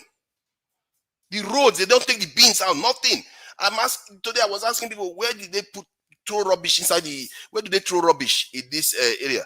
They don't have a clue, because nobody bothers to check. Nobody cares. They don't have a clue where they put rubbish at all. On this fact, I'll need to come in now, Father. I'm sure that where you live in the UK, it is not the people that are you having a dialogue with forefathers? No, I'm not telling you. Why we still do we still have a chance to speak? You have a chance. Just asking. I'm going to if we don't, then I can go to bed. But if we do, please give me a chance. What are you going on? How many days do I end up in Nigeria? I'm in Nigeria. That's why they are listening to me. I have more credibility than they do right now. They are all foreigners, as long as I'm concerned. Okay, thank you so much. And like I said, I wanted to draw attention to the fact that in the UK, where you're living, it's not the people, it's the government that created the dump site, not the people. And that social service is provided by the county or the area in which you live. It's not, again, the people that provide it for themselves. So the lack of planning on the part of the government should not now become a problem that the people are being insulted on, based on the fact that. Did they tell people to drop rubbish on the ground? They don't Did they teach them that? Grown men dropping rubbish on the ground left and right. You are visiting Abuja. I lived in Abuja for more than 20 years. They don't have anybody who comes to clear the site. They used to have dump trucks earlier on when Nigeria was too good. They're no longer available. Now it is go. Answer me this. How about marketplaces? So government is supposed to take care of marketplaces to help them clean their marketplaces and organize their generators, where everybody will pack generator and blow up the whole area. They can't even organize a marketplace. The marketplaces who do the best they can. Forefather, you can tell me about in Abuja that I don't know about. The people do their business because there's nobody helping to coordinate it. Everything you see in that market is the people that pay for the services. But they can be more organized. They can be more organized. Well, I don't know what you mean by more organized. You want me to say, okay, next time I will take pictures so that you see what I'm talking about. You are still there. Things market people can organize and clean up. Let's move on to Obe because we are running out of time. Thank you so much for giving us updates. the truth of the matter is that I agree with you in most of the things. We are not acting like people who go somewhere. That's the truth. And there's nothing anybody can do about that, because, again, I say the purpose of someone not speaking.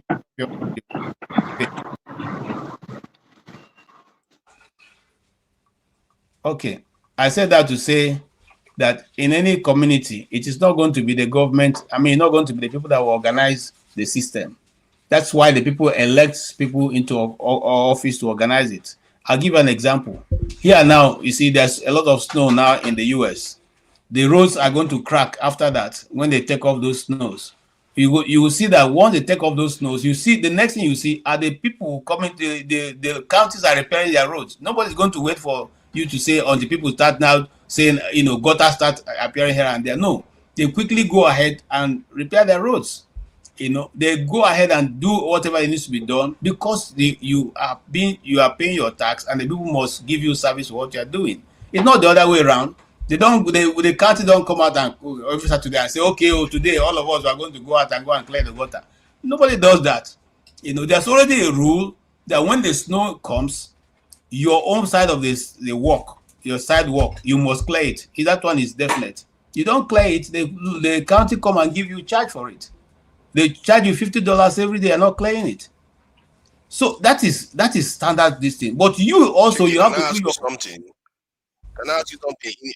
Let me ask you, in your village when you were growing up, did you need the AZ to come and clean your house, around your area? You don't need them. The AZ doesn't organize the market. The market will organize it themselves. What I'm saying is, I'm not saying the federal government is not doing, they don't have their own, but you can see that this goes all the way down. It's not only federal government that is causing it. The people themselves have been conditioned to behave like that. Father, you are talking about deterioration, and it's true. The system is deteriorating every day. Sure, that's a given. Sure. Go ahead, Obe, make your contribution. Yeah, what I'm saying is that he's talking about the system is deteriorating. I said that is a fact. Everything is just going south, go down the drain. Everything about that system, I was looking at the camera at my house in Nigeria. Somebody was dodging to go and throw dirt because it's night in the gutter, and people that came to carry dirt just came. They blow siren. Everybody will bring out their dirt. They will take it with the vehicle and they blow it because he doesn't want to pay. He had to wash in the night and go and throw it in the gutter so that rain will wash it to where. This systemic thing is just our nature as people, because we need to work on those things. But the government is not even helping, because institutions are not grounded enough to work so that people will be deterred from those attitudes and those behaviors. It's one thing before the other. We don't have institutions, we don't have structures, we don't have anything that works. So people still behave in a naive situation. They think that they are smart. They think that they don't want to pay. That's the best way to do it. Throw the dirt into your neighbor's gutter so that the rain can wash it away. And they're fine with that, because that is their mindset, and that is the level at which they can think, because of poverty. That is where it generated from. When this snow fell, this last one that really was a big storm. When I came back, and I said, God, you are very wonderful. Even in Nigeria get this kind of weather, what will for do? We all will have been corpses anyway. I said, but there's a way God does his own things. We would have been able to put the power in place to give us heater, to give us how to accommodate this harsh weather. These are the way God in his infinite mercies has made things the way people can actually adjust. But our problem is systemic issue. The Nigerian system, the government, everybody is just going haywire their own way. They're doing things anyhow because there is this impunity that nothing will happen, nothing you guys can do. And that is the painful part of it. That's why Amechi was saying that until they start stoning us, so we understand that this thing that you're actually doing is painful to the people. But the people cannot revolt because they are poor. They're only looking for food to eat. Because they cannot, guy, if you, when I was in the bank in Nigeria, I was earning like 500,000. From that 500,000, I could save 300,000 in a month. But now, bros, if you earn 5 million in the bank, it's not as the person that earned 500,000 when I left.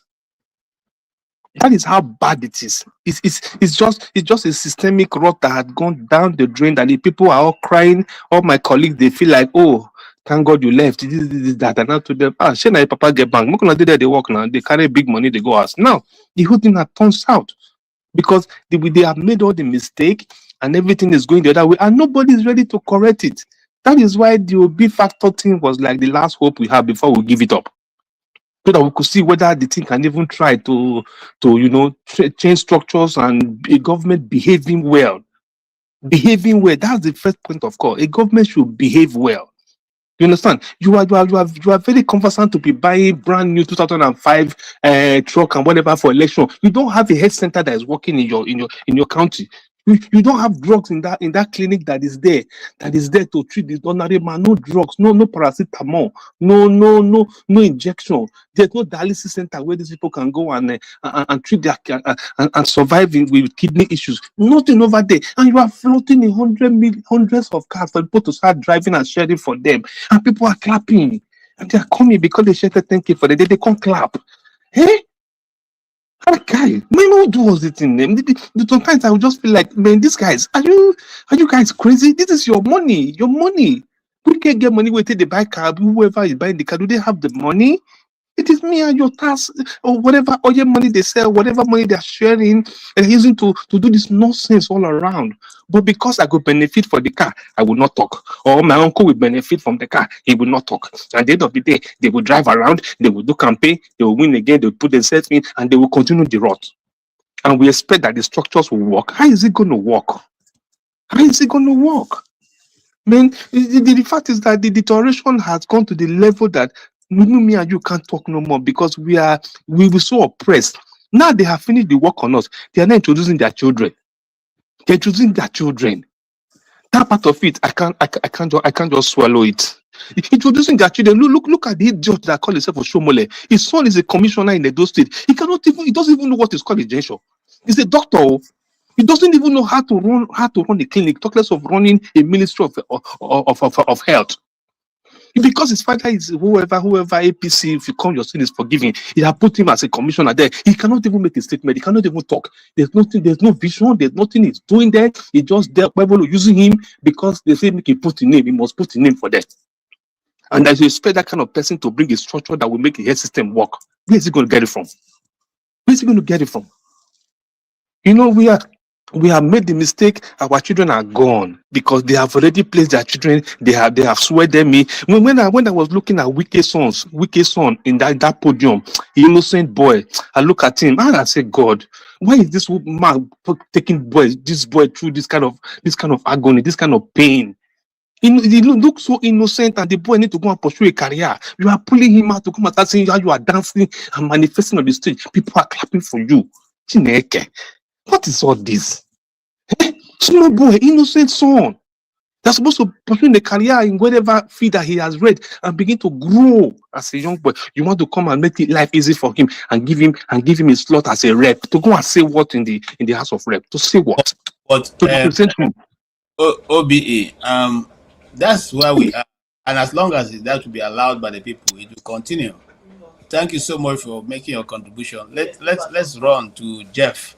Jefferson, you have 3 minutes because we are trying to round up. I just take everybody. Are you just going to give me 1 minute to just say something? Because someone mentioned something about me, and I have not had time to. 1 minute because we are running out of time. 1 minute. I'll just go to bed after that, really, because I'm not going to watch television. Pablo, you're coming in. You also have 1 minute. That's all.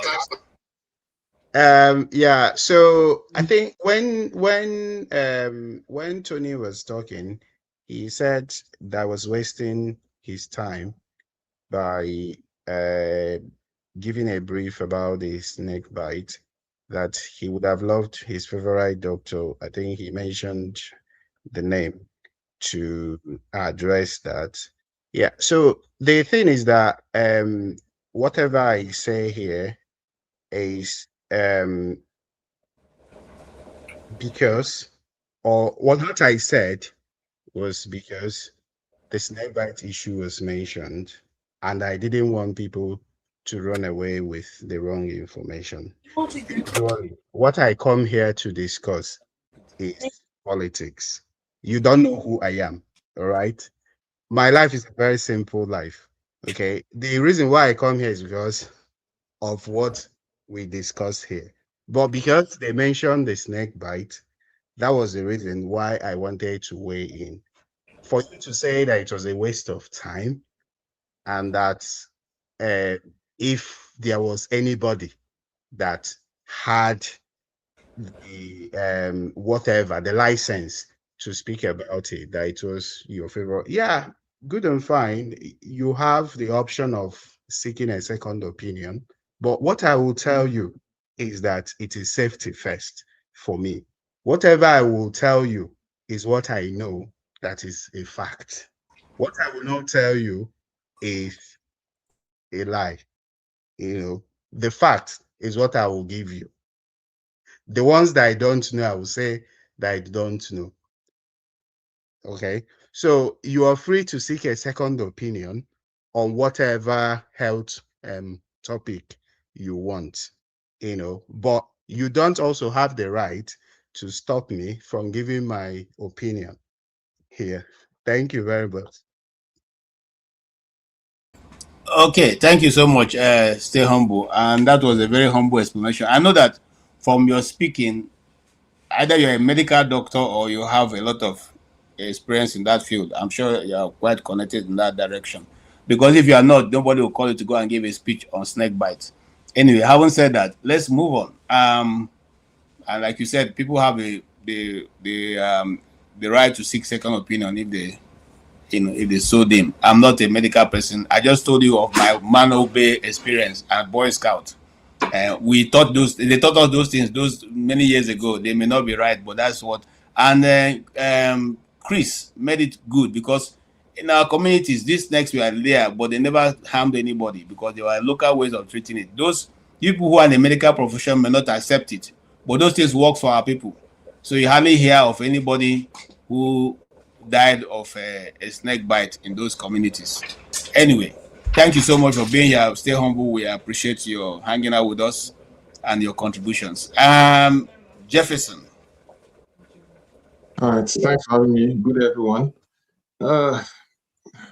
Okay, so I wasn't in the Carlos presentation, but I know it was highly, packed with a lot of views. So, but basically, let me just move to the course of the matter. I think I joined in when forefathers everybody's concerned about the state of the nation. This is basic common sense, right? Nation building is a collective, and then there was a mention that we should focus on how to build the nation.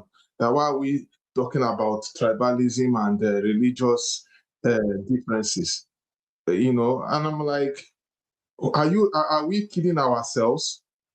That is the very thing that is causing our problem now. Like it is the very thing, Now there are a lot of metrics, there are a lot of scenarios, If you look very careful, like the coup that happened, this recent coup that happened, we all know what played, right? How some people were framed, and then later on they now brought in somebody to say he was part of the coup. That is just one side of it. That to tell you how. So basically, what I'm trying to say in a nutshell is that our thinking is wrong, and our thinking is affecting the way we run governance in the country. You see, people will say, "Oh, it doesn't matter." Are you aware that today the steel company is not working today because of tribalism? Are you aware the so-called the river Niger that's supposed to be dredged is not dredged properly because of tribalism? Are you also aware that the seaport is not working fully functional because of the same tribalism? Okay, let's not go too far. Arise, the guy in Arise, is it Rufai, was having a conversation with a politician, and then the question was raised about who the next INEC chairman is going to be, and people were concerned that they don't want a Christian INEC. Do you understand? So,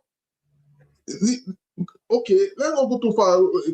Between last year and this year, people's shops and houses were destroyed. They were all destroyed mostly in Lagos, you know, and it turned into a tribal, they turned into a tribal one. Are you guys not seeing what's happening on the social media? Or you think it's by accident? Everything is all a fabric. It is a very big fabric. And you want us to ignore it? We can't ignore these things. You know, even down to the genocide, Christian or Muslim genocide. Look at it. Is it not shameful that we don't even have proper security? Now, when you look at all these things, you just realize that people are just doing whatever they like. That is how, you see, we right from pre and after the Civil War, we didn't learn nothing. Nigeria, we didn't learn nothing. Because the thing is, whoever is there is in charge, they delegate, they call who they want to call, they share money. The issue of corruption is not our leaders, our political leaders, the presidency and co. They are the ones that started all these things. And people are saying that, okay, as they're misbehaving, they can do whatever, they can steal money, become a big man before when I enter office. That means I can do the same thing. Local government chairman they followed the part, councillors, governors, you name it, senators. And that has been the fabric of our politics from inception till date. And then people are also complaining about, oh, the system is not effective. Like we don't have a government. We don't have a system that is concurrent in terms of a working, let me put it away, a working system. By the rest of God, at least the only thing Nigeria is even trying to get right is parking their car, not parking their car aimlessly. If you trace some years back, you know, when Nigeria, within the streets of Nigeria, once you go to a shop, you can just park your car anywhere, leave it, go wherever you want to go and come back. But now, at least we know that we need to park our cars within designated areas. At least we are improving that one small, which is still little or nothing compared to the big picture. It is not good enough. You see, the issue of sanitation, we have people that are involved. We have the Ministry of Environment, right? What are they doing? They have also other committees that are supposed to do a job of sensitization, go from street to street, or meet the people in charge that are supposed to do the needful to say, okay, how can we make sure that this place is, the environmental policies strictly adhered to, whereby people cannot throw trash. We have a blueprint in, is it Akwa Ibom or is it Cross River, where they say it's the cleanest state. My question is, why don't you take a clue?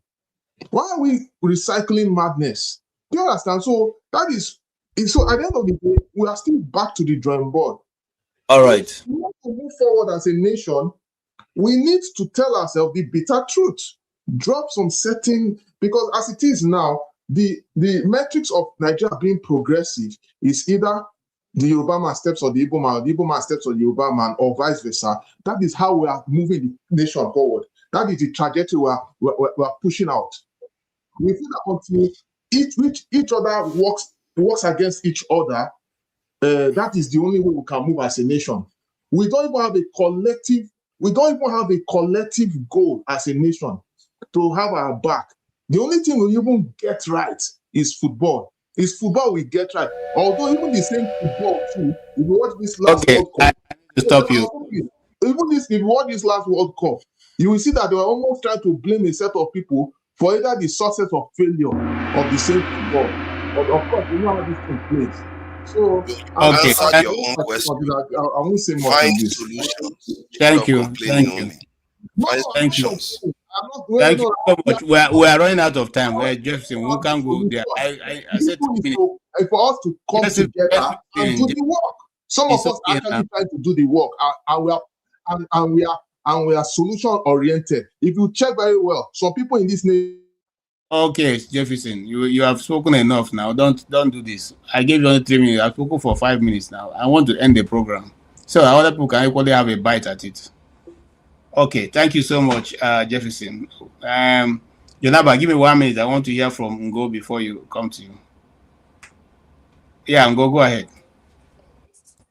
You have 3 minutes, sir.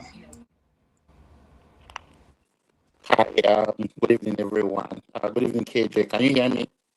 Yes, it's a bit cranky, but yes, we can hear you. Oh my God. Don't do this. What's going Check the connection. Check the connection. Is it better? No, it's still breaking. I will log out and come back. Where is Okay. this location? Yeah. Why you try and change the location while we listen to Janaba?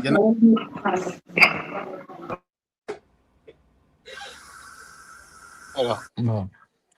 Is it continue or? Oh no, just your final It's better 1 now. minute. Oh, okay. Oh, always a pleasure being with you, my brother KJ, and thank you for responding to the other guy when I was not here as a citizen of Benue. Thank you so very much. um, I always think that these UK people should be sanctioned. They should allow only forefathers to come. See, I do not know that. I know he speak like stay humble, jargon, all of that. All of them, these are the mentality that keep Nigerian because these UK people think very narrowly, just like their street is. So they should be suspended from this platform, if I will, because their mentality is very narrow. Yeah, the capture the American was captured by them, but since American left them, they are now just going down the drain, and all the Nigerians, especially those ones that comes here that have encountered so long as they have been coming. They are very narrow-minded. I don't know even if Jefferson is from there. Please, only forefathers should come and hold this thing. The rest of them, they should stay in UK. It's the same mentality that cripple us. Please, OT and the rest of them, they should form their own alliance there. Let's have the American platform and talk, please. Thank you. Thank you. Thank you so much. Thank you so much, Janaba. Thank you for that beautiful conclusion. Yes, who has not spoken? Okpabulo, 2028. Is he there? Okpabulo, don't come and say we Yeah, didn't. this of people is our problem. See who is supporting. Okay, Ngo, you are here now. Can you try your audio again? Oh, Ngo is gone. Okpabulo is not available. If he final thoughts. I don't have anything to say. Okay, thank you so much, Ify, for being here also. Tony, your final thoughts. Okay, my final thoughts. I don't agree with what Jonathan has said. Don't make me laugh. But I think that yeah, I think in this platform, we should I think we should, and I think we're all searching for a solution to make our country better. So in the view that we express, I think we'll have to be modest about our views, and then we have to watch our language because it doesn't augur well, for this platform provides us an opportunity to interact and fellowship. Some of us have made friends here. So in trying to grapple with the problems that our country is facing, I think we should be, we disagree. We don't have to all agree, but let us channel all the efforts towards finding a solution and towards moving our country forward. That's my last word. Thank you. Thank you so much, Tony. Thank you. And Obe, 1 minute. Yeah, KJ, thank you, Jare, and it's worth coming to vent about and see how we could reorient the people. I think the damage they have done to the system is that bad. The system is too monetized. That is why anybody that had left the Western world and said, I want to go back to Nigeria to probably participate, they ended up disappointing us. You could imagine that the systemic thing still was able to swallow them based on the monetization and the way they're structured. If you don't behave like them, you can never, get it to that level. So that part of it is a very difficult angle that we need to work on, how we could break it. That how can a common man actually be in the street and be able to canvass and be able to stand there and lead these people without any influence from these demonic giants that are all over? That's the basic problem. It's so monetized that if you don't join them, you won't be, they will just eliminate you. It's as bad as that. So I think to come back to the revolution thing, the kind of, a new situation that we need to actually pray for or work on or be able to see how we could navigate it to achieve it. Going through the same process to go and be able to change the system, I'm sure it's going to be after our generation. Believe you me. Thank you. Okay. Thank you so much. Thank you so much, OBE. Appreciate it. Jefferson, 1 minute. One.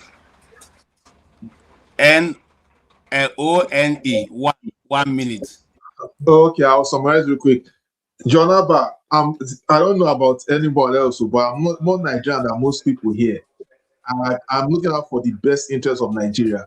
But you see, the truth of the matter is that what we should be truth to we should say the truth at all costs, even if it costs us our very existence, which we don't do most times. If you look very carefully, we are not being objective.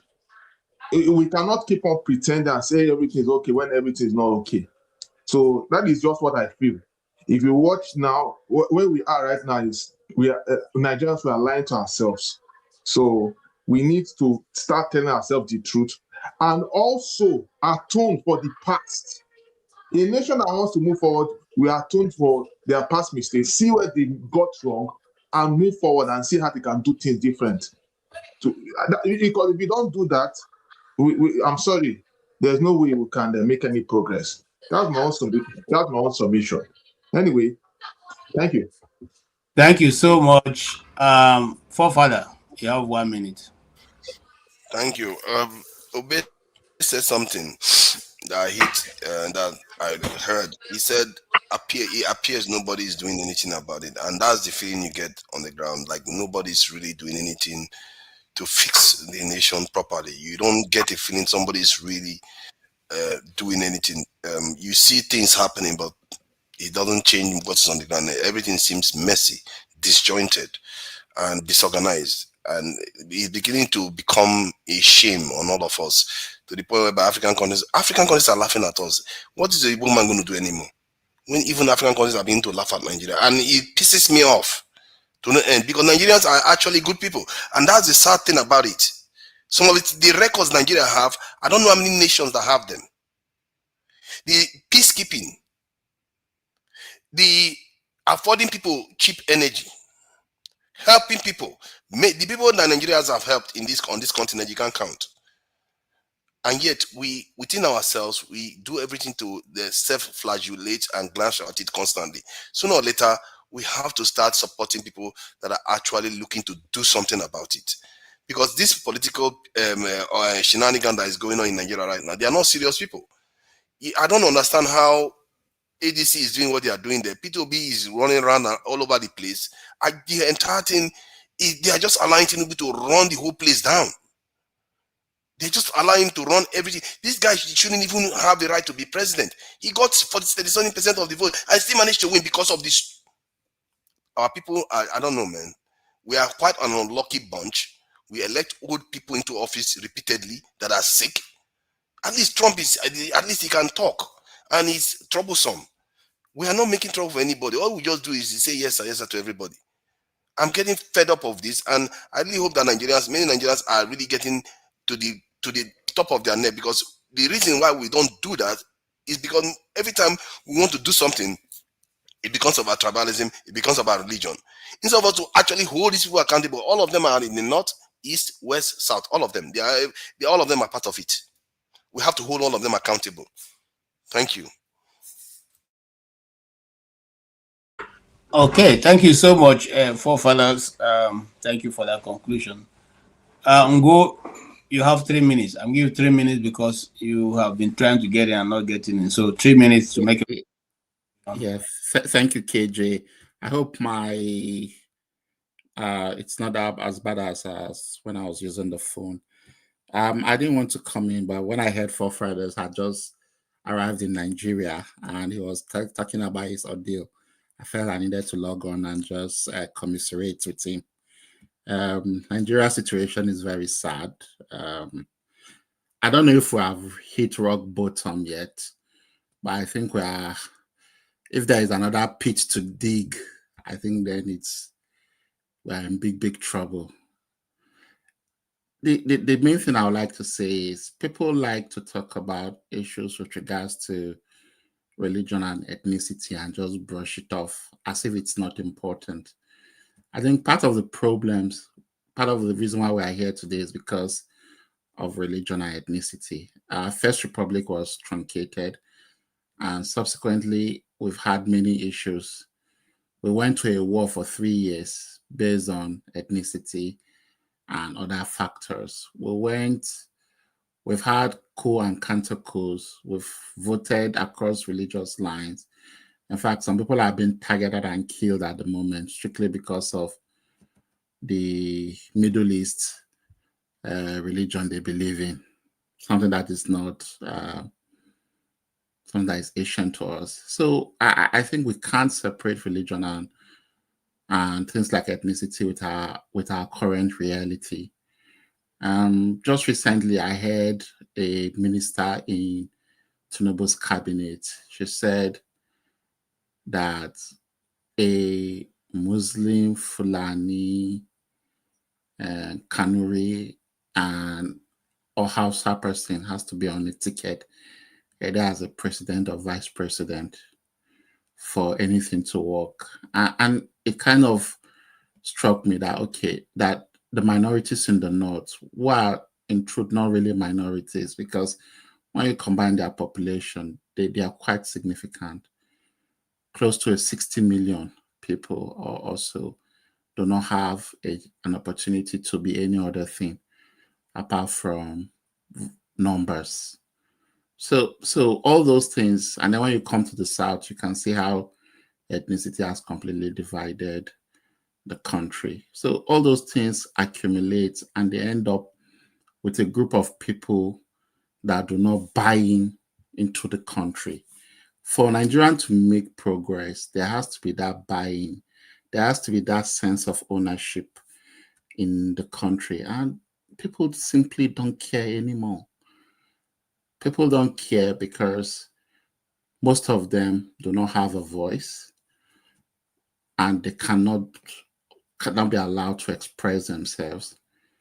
And because they feel that there is an idiot up there, sorry, I don't want to demonetize this channel, that is just basically there to eat and engulf wealth and do not care about the rest of the people. And so you end up with people that have lost interest in the country, the people that are all man for himself.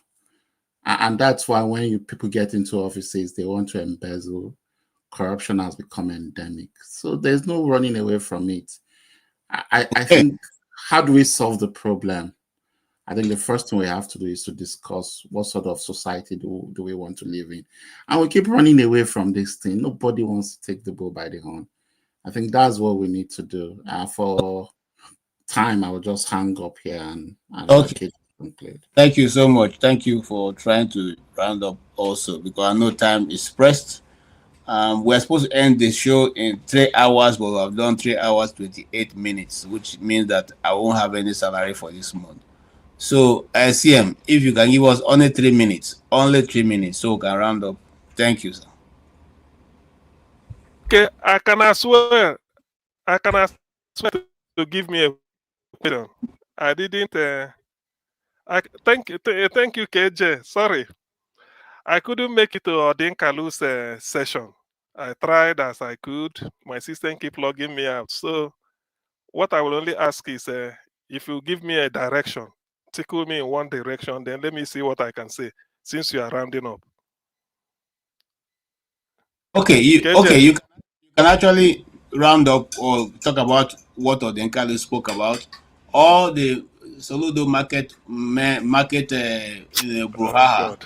or the last topic was the president of Turkey addressing Nigerian president as the president of Islamic Republic of Nigeria. Any of those topics you can take on. And we are saying, why didn't the Bola Tinubu say correct that on the spot, saying He didn't you do are that, to be fair. He didn't do that precisely. He just talked about the Islamic world. He didn't say Islamic Republic of Nigeria. He didn't do that. What are you saying, poor father? You want me to play the listing? You have the video. Show us the video now. Okay, I'm rounding up, but we'll make it a topic if you want. Go ahead, sir.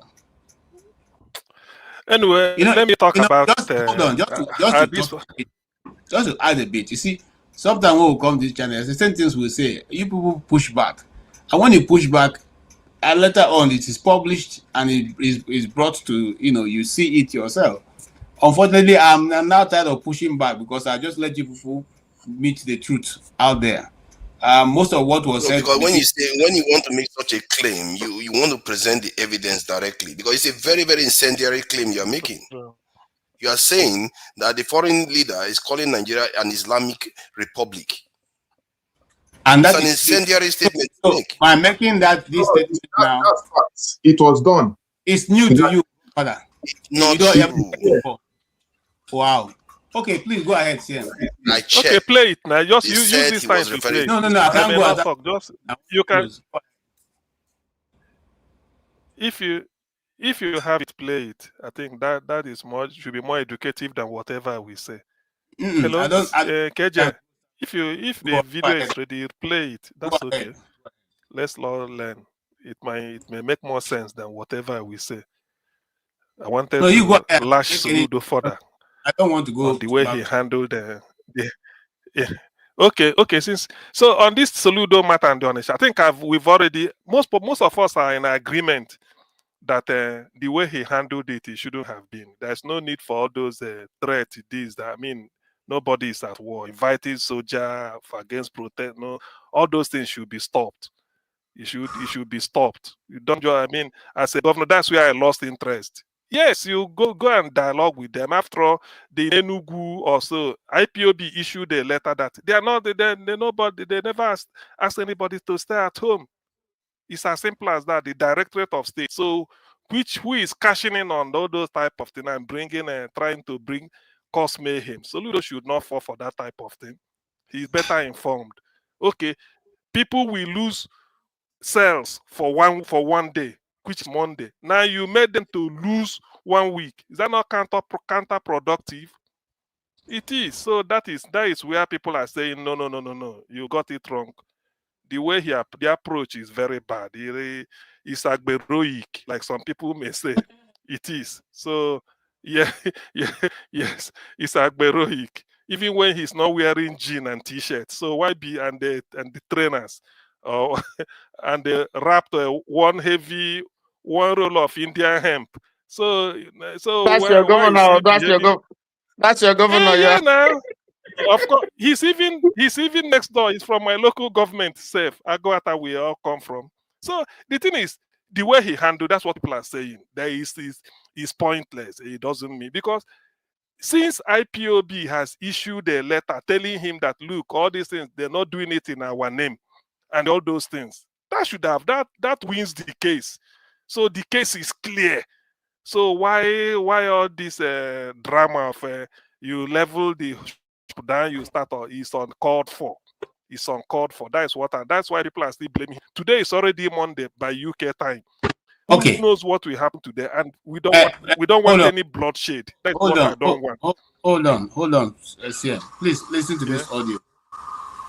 See how this headline captured it. It says, breaking Turkish President Erdogan calls Nigeria Islamic nation in tweet detailing pact signed with Tinubu government. So he tweeted about the deal that Turkey entered with Nigeria. And in that tweet, he said Nigeria is an Islamic nation. So some people actually went to Grok. Grok is the Twitter AI to translate his tweet because he actually tweeted it in his language. Now, this is what Grok said. Nigeria is a country of strategic importance with which we maintain close cooperation on many issues concerning the Islamic world, especially Palestine, within the framework of the Organization of Islamic Cooperation and the D8. So this man is actually saying that Nigeria is an Islamic nation. Now, somebody who understood his language also translated it in human form. This is the translation. This person said, this is the direct translation of what the Turkish president tweeted. The only reason for affiliation and cooperation with Nigeria is because they see Nigeria as an Islamic nation. And of course, Nigeria is a member of OIC, Organization of Islamic Cooperation. So don't swear it. So this is actually what he tweeted. You see, sometimes when these things are said, and this is not the only media that reported this news. All the medias in Abuja and Lagos said about it. You are going too far. Check the link I posted. You will see it for yourself. There's no need to even go far. So sometimes when they say these things, they bring their brouhaha here and come and begin to argue with you, and they won't even check the facts. Go ahead. I'll see and conclusion I can close. Okay. Since and in that case, let me this studio. I mean, what Jefferson posted here. Please, KJ, take note of it. Maybe in subsequent this thing you are presenting, you can always refer to it and then you play it, because I know that those that may like to hear it, some of them may not be here because some of this hard evidence. You can keep it. So what I'm saying is that in effect, the way Soludo handled the Onitsha issue, everybody is condemning it. There is no point. I always say that it is better to hear that the people defeated their leader than the leader defeated his people. I mean, as in the Igbo, if you chop your brother for supper, you are still hungry. You haven't belly food now, so there's no need for that. Soludo cannot be flexing muscles, call them and talk down on people. These are millionaires. These are where he collects his tax. Thousands of people depend on main market to feed. When you now want to show braggadocio that you have power, you lock them even for 1 week. I mean, for what is uncalled for. If it's uncalled for, there's a way to handle this type of thing. Behind closed doors, you dialogue. These are your people. You dialogue with them. What do they need? You tell them. And to come and show people the world that you are in charge. How many more years then you get out?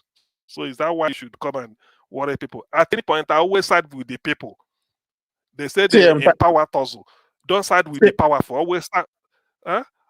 No, I want to thank you, for that position. Thank you so much. I think that was the position that the professor took, Professor Odinkalu, and I think you are spot on. I think you are spot on. Yeah. It's true. Even we said it yesterday. I said there's really no this. I prefer. I mean, all of us. You can always agree that what will be news is that the people defeated their leader in an argument. That's why the people, not the leader defeated the people. You say one person now. What is it? You have the power. You have the police. You can summon anything.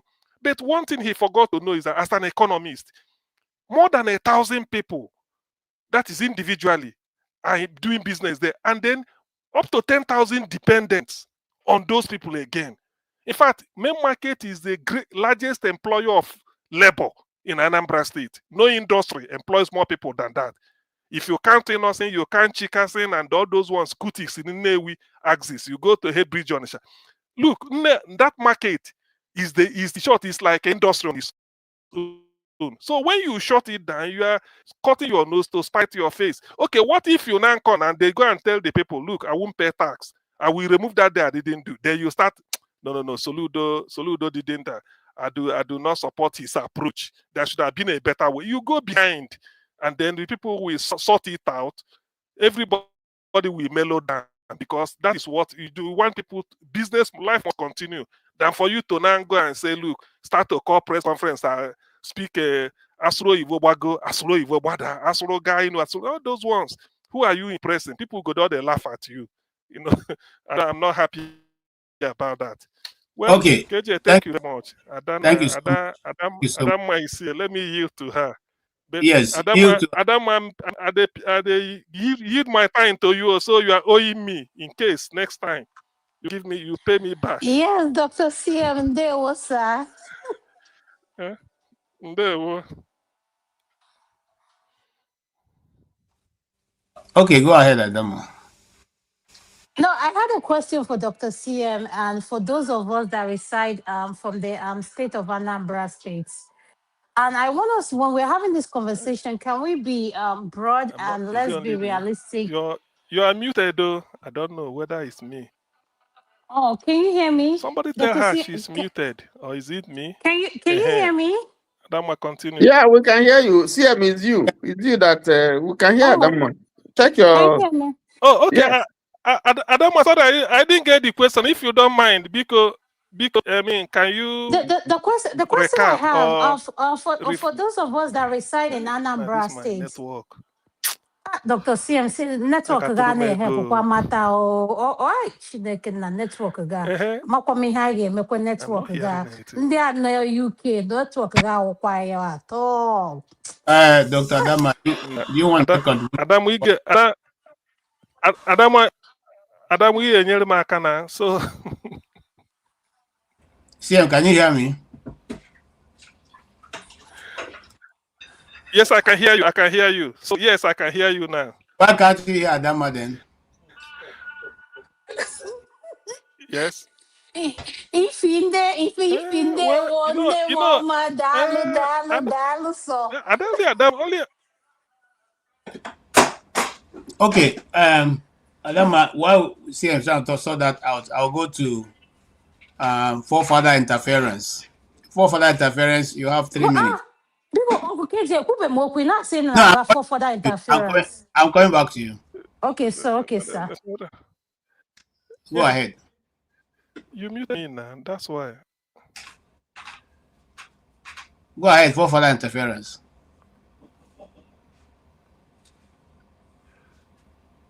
We can't hear you. Islamist, we can't hear him more. Speak. Jefferson's Zokonike. Jesus Christ. You know they see what the guy they talk. It doesn't matter now for Jefferson. Okay, while you are sorting out, I can't see here. We can't see here. While you are sorting out, let's go to Adama. Sort out your audio. We'll come back to you. All right. Okay, greetings everyone. For those of our viewers that are watching, please click on the thumbs up. Yes, my name is Dr. Adama, and if you see me on the chat, on the comment section, please click on the lights up and click on the $ to subscribe to what we're doing. Like and share so that our program can be seen all over the world, so that people can see what we're doing in this program. And I want to thank you, Mr. KJ, Mr. Ton, Ify, my lovely sister, Dr. CM, Jefferson. Hi, the name in the middle. Come have a kwa so neck again. Hi, a book of glass. Sir, I'm sorry. Next, I'm sorry. So no, I like admitting him now. Makwa me. So I just want, to, I don't know. I don't like calling people by their wrong names. But this is why I came in. I want us to have a balanced conversation while we are talking about this. Yes, we've heard of what the Anambra governor did about closing the markets and everything. So my question to Dr. CM and Ify and people who are Anambra State indigenes that can give us Jefferson Amakwa maybe I won't want Abia states. Raise up your hand, Abia State indigenes. Yes, this is us. So the point we're trying to make is here. Dr. CM, as the governor of Anambra State, I know they have a right to do things that we as citizens may not know of. So, in as much as we don't agree with what he's doing, so please, could you touch on the right of the Anambra State governor, his own rights as a governor, not us as a citizen? Because what I've been seeing in all media is saying what he can do, he cannot do. Can we touch on the base of the Anambra governor as a governor of an elected state? what his rights are and what he's entitled to do as a governor that we as citizens might not know as our rights. When I say as our right, because the average Nigerian, I don't think they know what their rights are. So compared to me, who is here in the diaspora, who knows my rights, left from right. So Dr. CM, Ify, Uncle Tone, Uncle KJ, the rest of our panelists, for further interference, I might be no. When I get one that's I will if just not quite even. So that's where I stand, Dr. CM. Thank you, everyone. Okay, I know that the show is over, but since Adama is a very powerful person, let's allow CM to answer that question. To be honest with you, I will, Adam, if you don't mind, let me defer to Ify, because sometimes myself I learn this one. Let me defer to Ify. Ify, please take it up, please. Ada, please, if you don't mind, repeat your question. I was busy doing something else. What was your question? For those of us that said what the governor of Anambra did was wrong, as a governor of a state, what are his rights that he can implement that doesn't sit well with the citizens of Anambra State? Could you please highlight that so we can have a balanced conversation? When we say the governor did this and did that, let us balance it out with what his rights as a governor is to the states. Are you talking about this in a sane society or in an insane society? Because he was elected. He was elected. All right. I mean, Nigeria is the country, Anambra is the country of particular concern. Likewise, Nigeria is a country of particular concern. Nobody is saying that. I don't know if you were listening earlier. We are not saying, because like I said earlier, I have brothers that trade. I live at Onitsha. I grew up in Onitsha. My parents still live there. And like I told Professor Chidi Odinkalu, I just got back from Nigeria. When you ask people why they don't want to go back, they will tell you it's because of the safety. Anything can happen. Nobody's saying that they don't want to go back. So in terms of you talking about rights, I don't know if it is something practical in this country called Nigeria, because I don't know whether we have rights or not. I don't even know what if governors, if they have rights or, because what I see that is happening in Nigeria is bullying type of government, if there is anything like that, bullying type of government. So that's what this guy is doing. There are so many ways he can resolve this. Like I said earlier, Ada, yes, everybody, as an Igbo person, we all want to go make money. Monday is usually their busiest day, for them to do business. So you can imagine how much these people are losing. If Soludo really wants these people to trade, Soludo should come on Monday and bring all his security. My brother said that the day Soludo came to Onitsha, Soludo's security alone caused problem. The traffic Soludo's security cost. So what I'm saying is this. I'm not talking about whether he has the right or whether the citizens. If I'm a businessman, you can't tell me when to open my shop and when not to open my shop, because it is my business. We live in a country where things work. In America, nobody, or in a diaspora or in a state society, no governor will come and address the citizens like he did. I said that the difference between this guy and MC Omolo, Soludo, is that he is the educated MC Omolo. Because if not, tell me how you're going to address people like that. And you say you went to school and you say that you are governor. Is this how you're going to protect your citizens without giving them security? Why is it so difficult for him to give these people security? If there is security, trust me, they will all go back to main market. So that is all they're asking. They're not asking for too much. And this is not an issue of rights and citizens, the rights of the citizen or the rights of the government. No, provide security for these people. And you will see them, they will go back. And the reason why they're afraid, if anything happens, God forbid, we will come here and it will be a different conversation. So it's not going to do anything other than I condole with the family that lost their people or person, and case closed, and we're not going to do anything about it. So I disagree with you. If you, Ada, I will just say this to you. What is going on in Anambra State is they are looking for an occasion to raise another insecurity in Anambra State, because since the outgone, hey, I'm having a conversation with the boy. Since the outgone of the government of Buhari, the Tinubu government stopped paying those machinery that was operating in the east. So there's nobody to cause confusion again.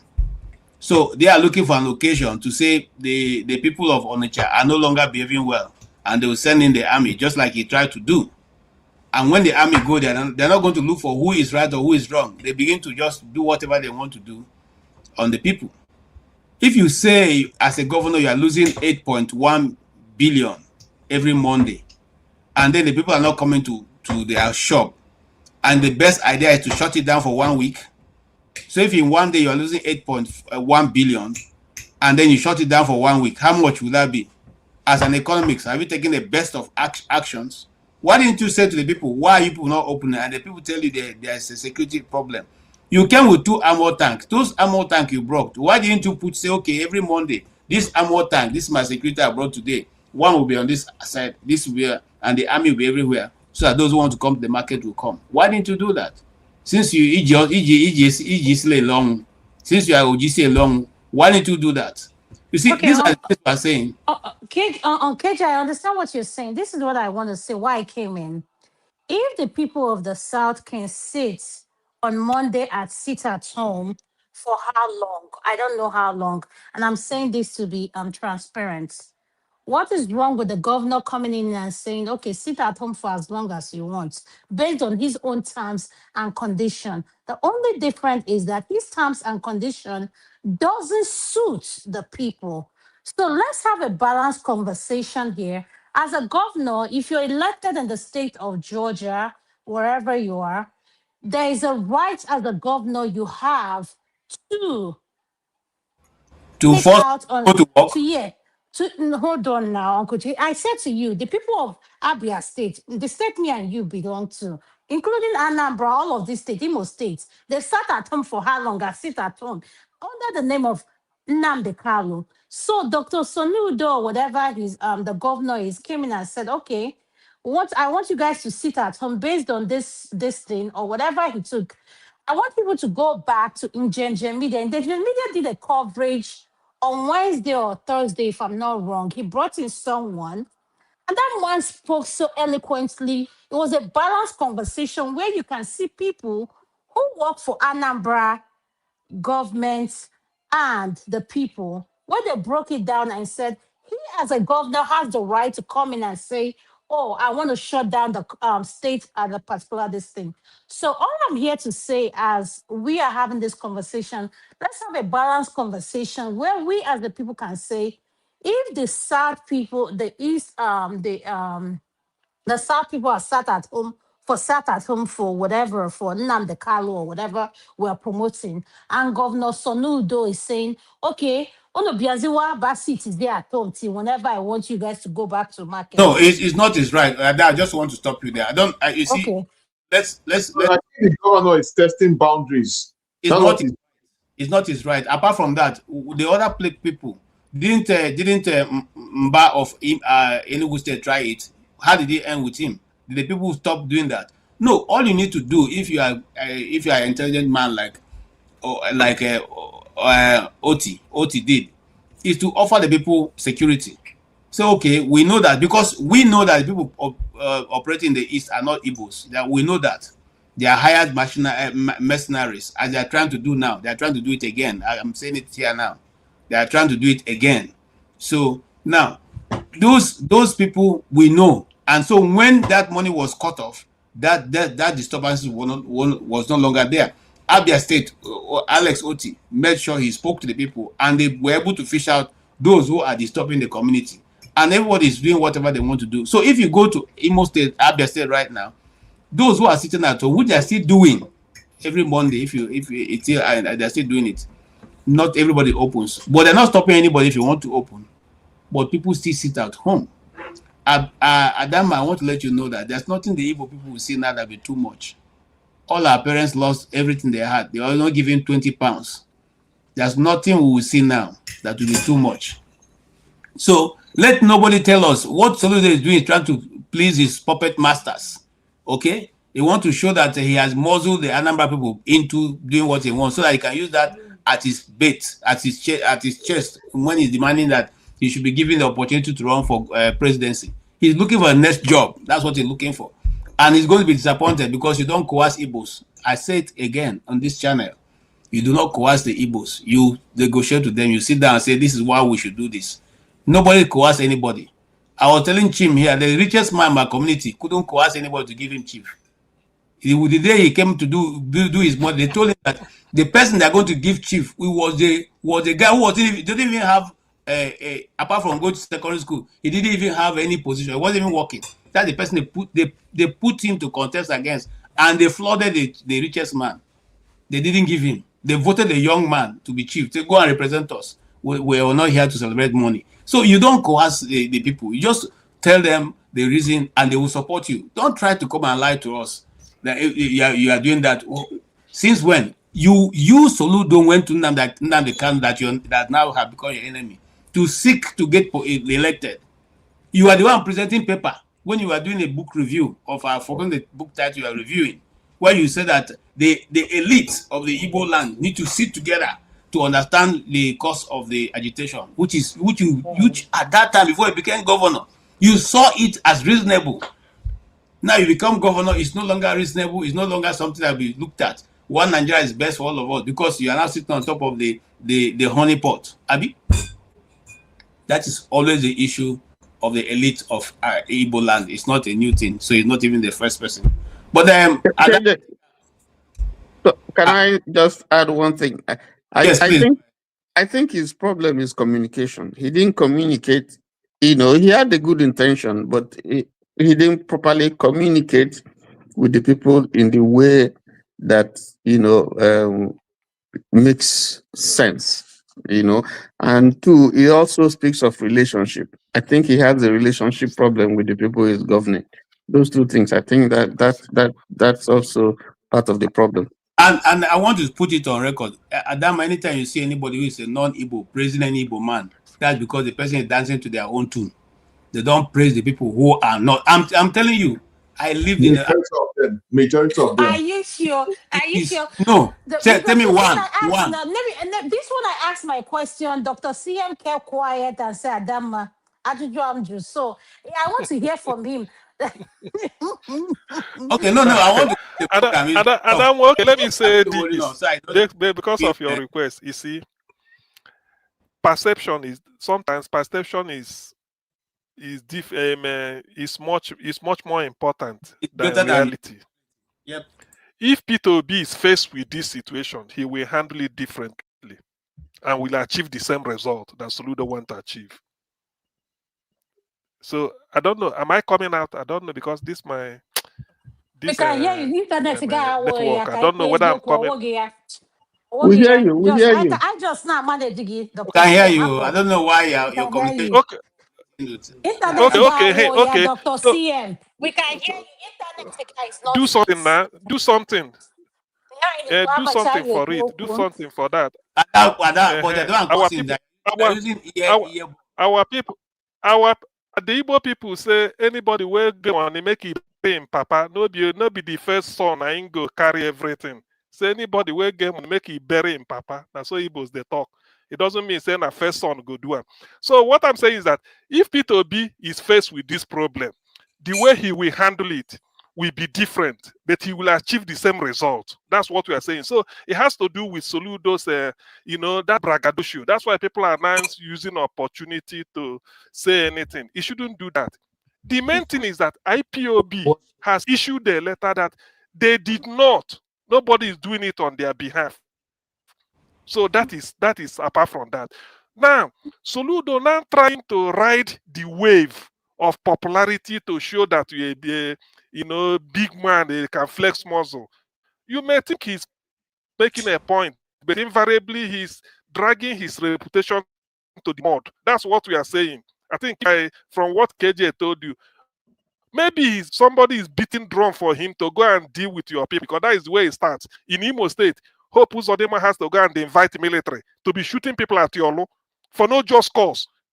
People selling banana. These people see it in a market square and they are shooting people, live bullet, live ammunition. In the end, who is he trying to satisfy? Moving those that gave him first position from number 4. So we know all these things, but like KJ said, and I agree. So if you keep Soludo and P2B any day, no matter what P2B, I mean Soludo will do, Ndibo will go for P2B, even Alex Oti before Soludo, because you can't coerce Ndibo. You can't. They are Republicans. You rule Ndibo by conviction, not because somebody send you to come out. You can't. Nandekano was just conviction. He never saw. That's why what he says, people saw it. People that are not in the are concord with him. They said all his prophecies have come to pass. So that is what we are saying. Soludo should be able to handle something in a very matured way. He's a professor and the economics for that matter. In the end, you are an economist, and you in attempt to correct, maybe you want people to come and make profit on Monday. Yet you've denied them the opportunity of making profit for 4 days. Is that not counterproductive? How do you explain that? How as an economist? Because I lost my profit on Monday, you can't. You now mean that Tuesday, Wednesday, Thursday, Friday, Saturday, I shouldn't come and make profit. So, but you're an economist, and you want me to pay tax to your government.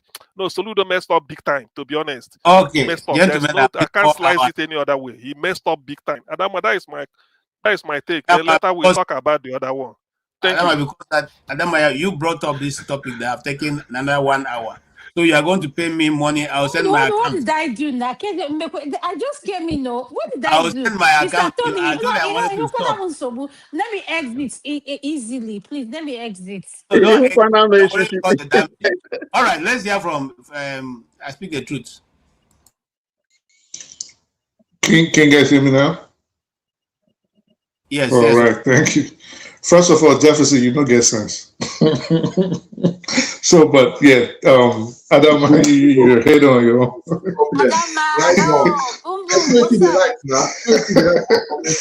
I don't thought anything bad now. Just ignore Jefferson. Jefferson is one of us. He's just a cover up when it comes down here. Don't even listen to Jefferson. I know everybody's logging this thing when they come to the comment section. Jefferson is one of us, so don't let that fool you. Thank you. Yeah. KJ. Oh yeah, definitely. I wish KJ would come back, and I wish Forefathers was here because it was based on what y'all brought up. So for the rest of us, I just want to, we got to be careful when we say certain things. So this is regarding the claim that Erdogan called Nigeria an Islamic country. He never did that. So I'm going to read verbatim. I already posted it in the comment section, and I'll tell you where the mistake is coming from. So what Erdogan said was, he said, Nigeria is a country of strategic importance with which we maintain close cooperation on many issues concerning the Islamic world, especially Palestine, within the framework of the Organization of Islamic Cooperation and the G8. He never said Nigeria was an Islamic country. This is verbatim what he tweeted, the translation from Turkish, which that lady read, but of course she misrepresented what he said. Now, this is where I think the confusion is coming from. There is a channel on X called IR_military.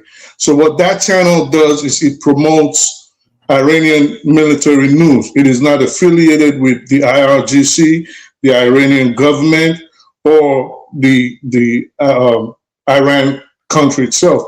It is a privately run channel. What the person wrote was, Muslim country Nigeria is the first customer of Turkey's Steel Dome, the air defense equipment. So it wasn't Erdogan that said Nigeria is a military country, and he never even alluded to that. So I just think knowing the kind of situation, the precarious religious situation we have in Nigeria, we have to be very, very careful when we make this kind of statements. This is what I came on to just explain. And KJ, thank you for accepting me, because I know the time is already gone. Okay, thank you so much. And I also want to say that what you said, I do not agree, because you're not the only one. The Nigerian media has already carried these things. This thing, the news when it broke, and it was well explained. The other bloggers in Nigeria also carried it, so you can't be the only one who knows how to interpret what he said. By the way, no, but it's right there. It's right there. We can read it. Everybody can read it. On his page, it was he who tweeted it out. So I don't know why you got your own, but I think Jefferson also sent us something here, which you it's right here. I just don't want to show my page, but it's right here. I'm reading it from here. So what if you are giving your own interpretation, and you are free to do that? Let me say something, and I'm going to I mean what I'm saying. This is the reason why we are where we are, because when the first issue of is OIC, I remember it very well because it was well debated in our school that time. When the issue of OIC first came, that was something they said. They said, "Oh no, Nigeria was not just mentioned; it was just a mention of Nigeria. We're not member. It was because Nigeria just went there and they mentioned Nigeria just as a passing, because Nigeria was just an observer. Today, we're a full member. Nobody told us when we went from observer to becoming a full member. So all that shenanigan that we hear from them before, we no longer will tolerate it. We will believe what we believe and we'll do what we want to do. That's the truth. And I'm sorry to say, but that's where I stand. We have come to the point that we have to call those spades without any mentioning word and without being afraid of anybody. That's the truth. And I want to also say again, as an Igbo man, the Igbo land will never be Islamic. It will not be Islamized. Well, but KJ, listen, this is it. Everybody can read it. It is on Twitter. You can read it. No. He does not say anything about Nigeria being an Islamic state. He said they cooperate with Palestine and the Islamic world. He never said it is an Islamic country. Different from every other one. This is Erdogan's. No, this is Erdogan's page. This is Erdogan's page right here. This is Erdogan himself. That's his page. So everybody can go read it. That's why I said we just got to stop with misconceptions and misinterpretations, because Nigeria is on a precipice. You know, things can easily inflame. But you can't just make claims like that. It'll make certain people angry. We got to be careful. The OIC, you know what I mean? We got the OIC and the what they call it, the D8, the D8.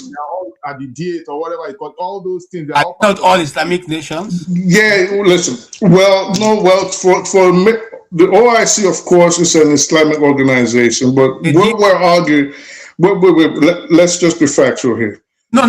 We're arguing. This is what we're talking about. Let's talk about it now. Right. So what we're arguing,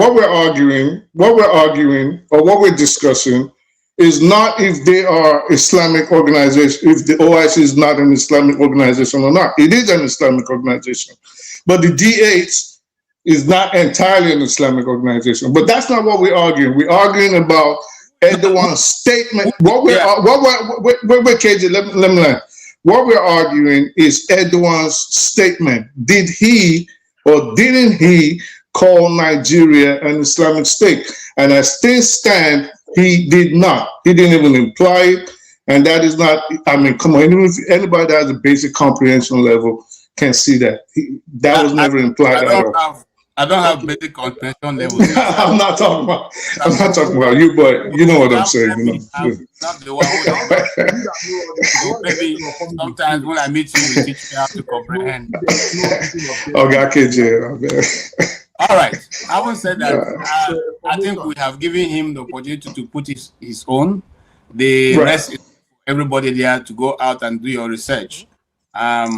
whether that's said or not. But I still stand by what the Nigerian media have talked about on it, because it affects your claim that Nigeria is moving towards to be an Islamic country. Well, whether it is or whether it's not, Jefferson, I'm not going to dispute whether it is or whether it's not. What I'm saying is the statement as it stands does not say that. That's just the bottom line.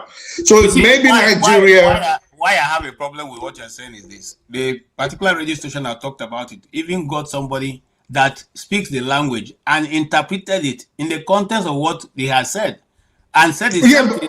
We concluded that he said the reason for the cooperation is because they is an Islamic nation.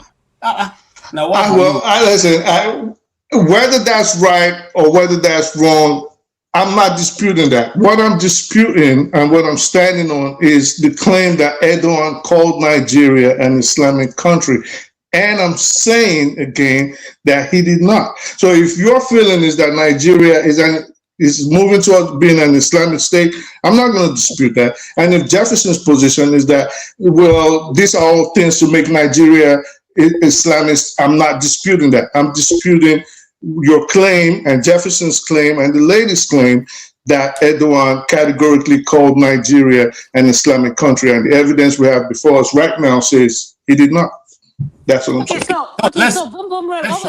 with that being said, I heard what you said. So what is your stand in all the whole comments, regardless of what was being said? What a point are you trying to put across to every one of us, so we understand where you're coming from? Oh, my point is that he did not say it. That's my point. My point is the statement was never made. The accusations, they both said that Erdogan called Nigeria an Islamic country, and the tape he played and the lady said that. And I'm saying no, based on the translation she read, which is this, she read this for us. He never said that. And it's okay, what I want to remind every one of us on this platform, I think we need to be mindful of. We've played these religious things for so long that is divided us, that is only pushing us apart, that we need to be realistic with what we are saying. All he's doing is that these people who are in the place of position know the cards they need to bring out when it's time for them to get re-elected, and push their narrative. And for those people that want to fall for it, will go for it. So what I'm saying, regardless of where you stand, Muslim, Christian, at the end of the day, we are one Nigeria. Let's be clear about that. Regardless of where you stand. If anything, the prayer, what we always say is that may Nigeria never happen to any one of us. So I don't think when Nigeria want to happen to any one of us, they'll ask you if you're a Muslim or a Christian. That's all I have to say. Thank you. Right. All right. I'll close also on that. And I want to say this. You see, person when snake bite, if you see mosquito lizard, they run way far away. We have seen these things played over and over. Adama, listen to me. We have seen it played over and over and over and over. And at the end of the day, that thing we are still saying it will end up there. So you remember, if you follow the news, Nigerian news last week, you find out that they are now going to include Islamic accounting system into our federal system of accounting. Did you follow that information? Yeah, exactly. They say they are now going to introduce Islamic accounting system. But KJ, let me ask you. Let me ask you something. Let me ask you something. What do you, and I appreciate, I like the fact that you always are open to things like this. What do you understand as the Islamic accounting system? I don't want to understand it. The one we have been doing since, it has brought us where we have brought us. So let me tell you one very, very pertinent thing about it. It is modeled after a law in the Bible. It is the main thing about let me just like, so the main thing about the Islamic accounting system is that it does not allow for usury. The main thing is they don't ask for interest. And I'm not promoting it. I'm just trying to explain to you so we don't just get fearful all the time unnecessarily. Would you rather get a loan and the bank tells you pay back when you can? Or would you rather do it the Western Christian way, where you probably will go into debt, lose your house and all your belongings, file for bankruptcy, trying to pay the loan before you even trying to pay the interest on the loan before you even reach the original loan? And So can I these are answer a things. question? Boom, boom, Ray. This is what I would like to do. I would like to go watch the Grammy with a chill bottle of wine. Yeah, Even my have a wife good told me to go one. watch the Grammy. Yes, so that whatever is happening, at least I vision myself at the Grammy. Let's see who will Right. win. Good night, Yeah. everyone. Thank All right, you. good night. All right, let's leave it there. We'll find a better time to discuss this. Forefather, since Goodbye, we are Adam. forefather Adam, bye interference bye. now, we will talk about it because I've been Right. interference with forefather. We need to talk about it. Maybe you can explain to us why that's named. All right, Right. that is eventually going to be the end of this. This very useful, very insightful, very heartwarming discussion. And here, these are our opinions. We're not here to attack anybody. For those of you who have been sent agents of government, we're not here to. Yeah, we have to make it very clear. These are individual opinions. We're not speaking on behalf of anybody. We're speaking on behalf of ourselves. And so, if you have any question, please just remember that these are our personal views, and we have the right to own it. I haven't said that. We want to say good night. Thank you so much for everybody who supported us.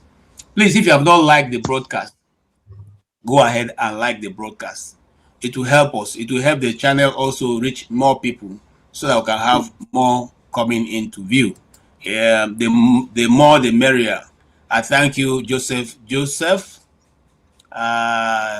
for your support. We really appreciate it. Thank you, Tony, CM, KJ, thank you so much. Jefferson, good night. Thank you so much. And then also we Good thank night, Oscar Blaster Ray. so much. You really, really, really support us. God bless you all. We really appreciate all your kindness. And then everybody who has been with us since we started since 12 noon till now. I seen NDBC behind, but on NDBC we're already too late. I'm sorry, but we see, acknowledge you, and we really appreciate your coming, your time, and your treasure. We already 1 hour 15 minutes, late for signing off. So I need to sign off so that Rudolph will allow me to host again. CM, thank you so much for being here. I know it's quite late in your time, but you still hang out. Thank you. Thank you, Jefferson, for being here and your all your comments and contributions. And Tony, thank you. 100 billion to Biafrans. Let's discuss that one later. It's Okay. very So please text me what you want to discuss. We'll discuss it. Tony, thank you so much. Thank you for being here and all your contributions. We really appreciate it. You guys are the ones holding the channel up, because if we open the channel and we're the only ones talking, I'm sure that after a while we'll run out of ideas. But you guys have been wonderful. Boom Boom Ray, or otherwise Forefather Interference, and Dr. Adama and my sister Ife.